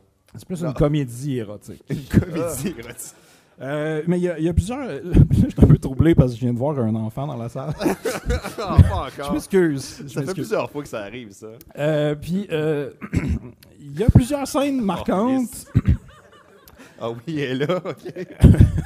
Il y a, entre autres, la meilleure amie de Baudérec qui essaie de cruiser un gars avec un kilt, puis elle demande tout le temps s'il y a quelque chose en dessous, puis là, il dit non. Mais les deux, ils ont comme une espèce d'accent en post-synchro. Fait que c'est très mal rendu. Déjà que c'est pas des très bons acteurs, ça va très mal. Sinon, il y a pendant longtemps, Baudérec, dans le film, est un peu obsédé avec les chevaux, je veux dire, du toréador. Lui, il y a plein de chevaux. Et là, il y en a un qu'elle aime bien, puis elle l'embrasse à la bouche et tout. Puis j'avais peur. J'avais peur d'où ça s'en allait. Tu sais que tu peux faire stop quand tu écoutes ce genre de film-là. Hein? Ouais, mais il faisait chaud, puis j'étais je sais pas. Et puis, évidemment, le but de Baudérec, c'est d'atteindre l'ecstasy, tu sais. Ouais. Et ça arrive quand elle revigore le membre de son toréador à la fin du film. Pendant qu'ils font l'amour, il y a comme des nuages. Bâton magique, Simon. Bâton magique. Ils sont comme un peu dans un monde de rêve. Puis là, il y a un néon qui apparaît, qui est marqué Ecstasy. Puis là, elle fait « Ah, je savais que ça s'écrivait comme ça. » Sérieux, c'est trash, là. C'est vraiment trash, mais c'est un faux trash dans le sens que, tu sais, ça essaie d'être un film avec de la classe. Et Ça ne pas. Puis non, vraiment pas. Fait que je le conseille pas. Je l'écouterai pas. C'est ça. Merci, Simon. Merci.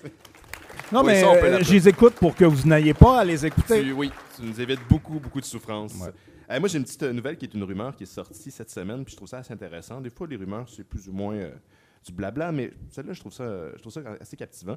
Il y a une rumeur comme quoi Alien va avoir droit à une télésérie.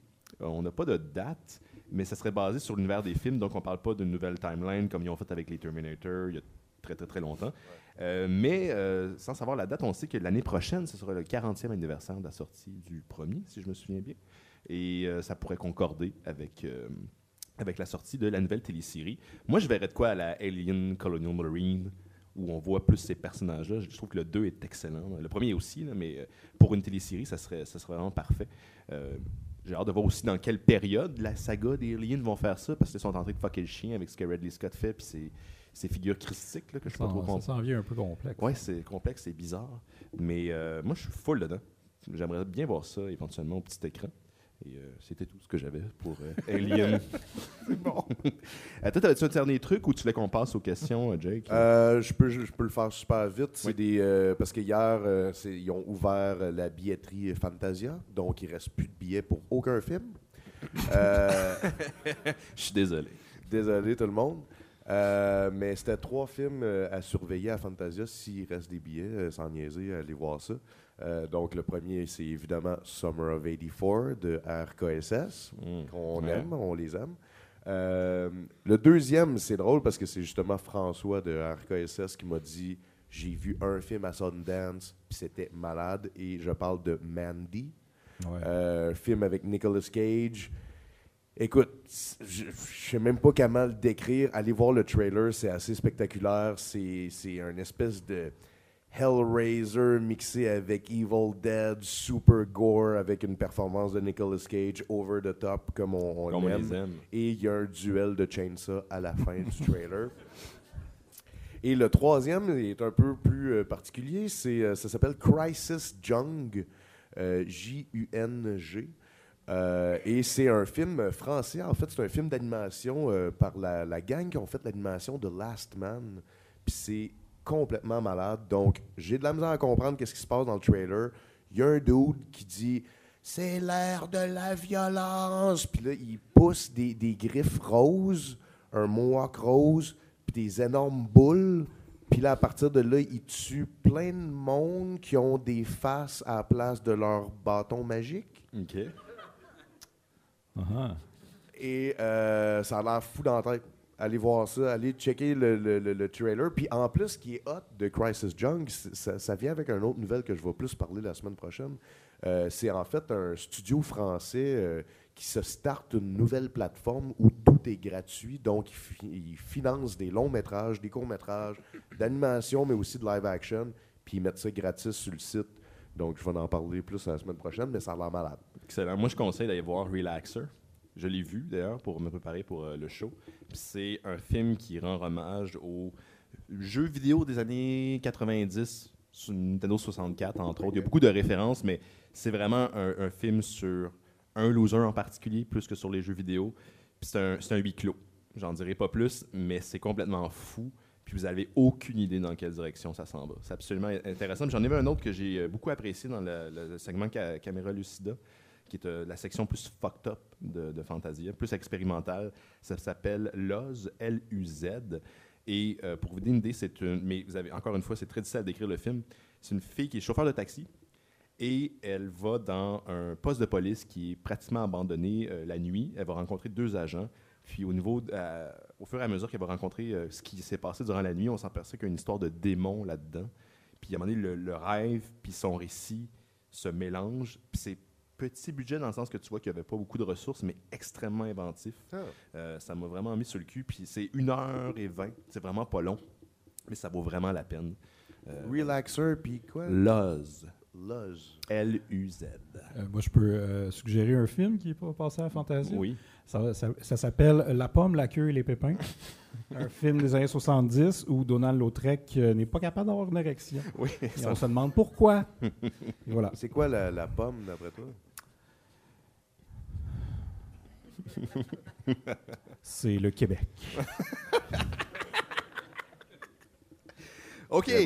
On a un petit 7 minutes à l'émission. Puis comme on n'est pas souvent avec nos auditeurs, si vous avez des questions pour nous, on est là, on est prêt à y répondre. Puis après, on vous libère aller acheter des dés à 25$. Puis même si vous n'avez pas de questions, genre, tu sais, comme inventez-en une, parce que sinon, c'est super gênant.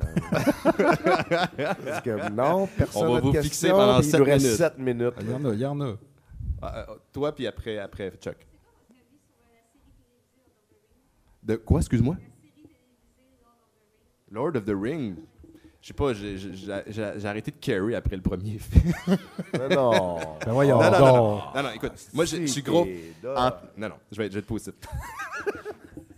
Moi, je suis gros fan des livres, je les ai lus quand j'étais adolescent. J'ai beaucoup aimé ça. Les films, pour vrai, même à l'époque, j'ai débarqué. Je trouvais que c'était très. C'était pas aussi bon que les romans. Hein? C'était pas aussi bon que les romans, mais c'est pas comme dans ma tête.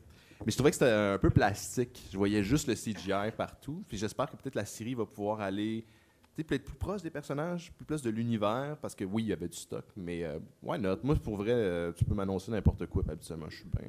Moi, je suis full dedans. Non, ouais, pourquoi pas. Ouais, c'est ça. C'est pas une série que j'ai vraiment suivie ou que j'ai aimé les films, mais en même temps, tu sais. Why not? C'est ça. On a Si tellement. Game of Thrones a pogné, pourquoi pas. Ouais. Puis avec le budget qu'ils mettent là-dedans, c'est comme quasiment impossible qu'ils se plantent. Là. Puis ouais, non, c'est possible. Ben oui, tout est possible. Ben oui, c'est clair. Là. On disait ça de Batman v Superman. Genre, c'est impossible que ce soit mauvais. Surprise. C'est comme un des pires films que j'avais fait. Non, c'est pas vrai. Mais j'ai vu quelqu'un avec un T-shirt de Batman en plus v Superman tantôt, fait que je m'excuse. On va en faire un peu rapidement, il nous reste 5 minutes. Chuck, puis après on va aller dans le fond ici. J'ai pas vu Hey, encore il est Ant-Man sorti. and the Wasp. Oui, il sortait hier ou avant-hier. Ah, ben là, on va voir ça. On va en parler. oui. Ben moi, je vais pas en parler pour l'émission, mais je vais être à Fantasia. Mais si vous voulez en parler... Ça, c'est soit on en parle ou soit on t'attend. On verra. Non, allez-y, parlez-en. Parce que c'est moi qui vais animer le show pendant tout le mois de juillet. Yeah! 4 semaines sans Benoît, tu le watches lui. Hein? Auriez-vous aimé mieux que ce soit moi qui l'anime ou...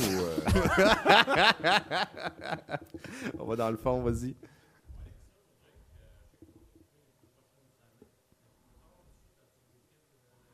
Oui. Faites donc la question, Jake, excuse-moi, j'ai oublié de... Oui, excusez. En fait, la question, c'est s'il va y avoir une suite à la BD de Turbo Kid. Notre plan initial n'a pas changé. C'était de faire 2 autres numéros et après ça, de faire un gros recueil qu'on va réimprimer. L'affaire, c'est évidemment avec Summer of 84, puis là, ils sont en écriture de Turbo Kid 2. Donc, ça va sûrement se faire là, parallèlement ou peut-être après Alice, avant que Turbo Kid 2 sorte. Ça, c'est sûr. Puis moi, c'est un des projets que j'ai le plus à cœur, fait que c'est sûr qu'on va le faire. C'est juste qu'à cause de Summer of 84 puis la promo et tout ça, ça a retardé un peu, mais c'est encore dans les plans. Autre question? Soyez pas gênés, on est là pour ça. Martin? Oui.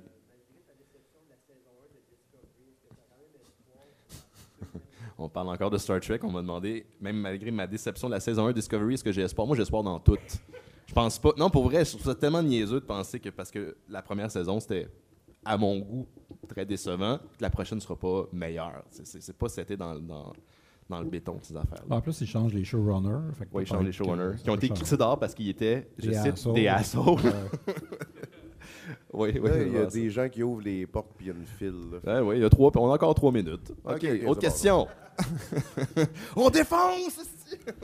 Ce serait malade.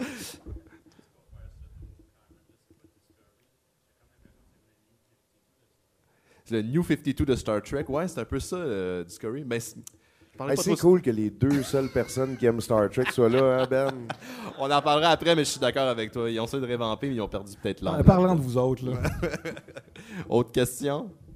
Si tu veux pas gêner, ça peut être très personnel. OK. Avec Tous tous les films douteux que j'écoute, combien combien d'heures de sommeil? J'en ai pas beaucoup. Mon corps, il me contrôle un peu. Oui. Il me dit, OK, t'as dormi 5 heures, lève-toi. Fait que j'essaie de vivre comme ça. C'est pas évident, mais... Ça fait un bout qu'on habite ensemble. C'est vrai que je peux me lever à n'importe quelle heure de la nuit, puis souvent, Simon est debout. Ouais. Mais j'ai un peu slacké sur les films douteux, je suis surtout dans les séries télé de ce temps-ci, mais j'ai comme le goût que ça revienne, puis je vais refouiller encore là-dedans. Cool. Il nous reste encore 1 minute avant qu'il nous crisse dehors. Autre question? Ça peut être par rapport à ce qu'on dit à l'émission ou comment ça fonctionne, puis si on s'aime vraiment dans la vie pour vrai. Ouais, je pense qu'il y en a une dans le fond. Ah, oui, vas-y dans le fond. Non. Mais ça, là, ça marche plus, là, cette joke-là, premièrement.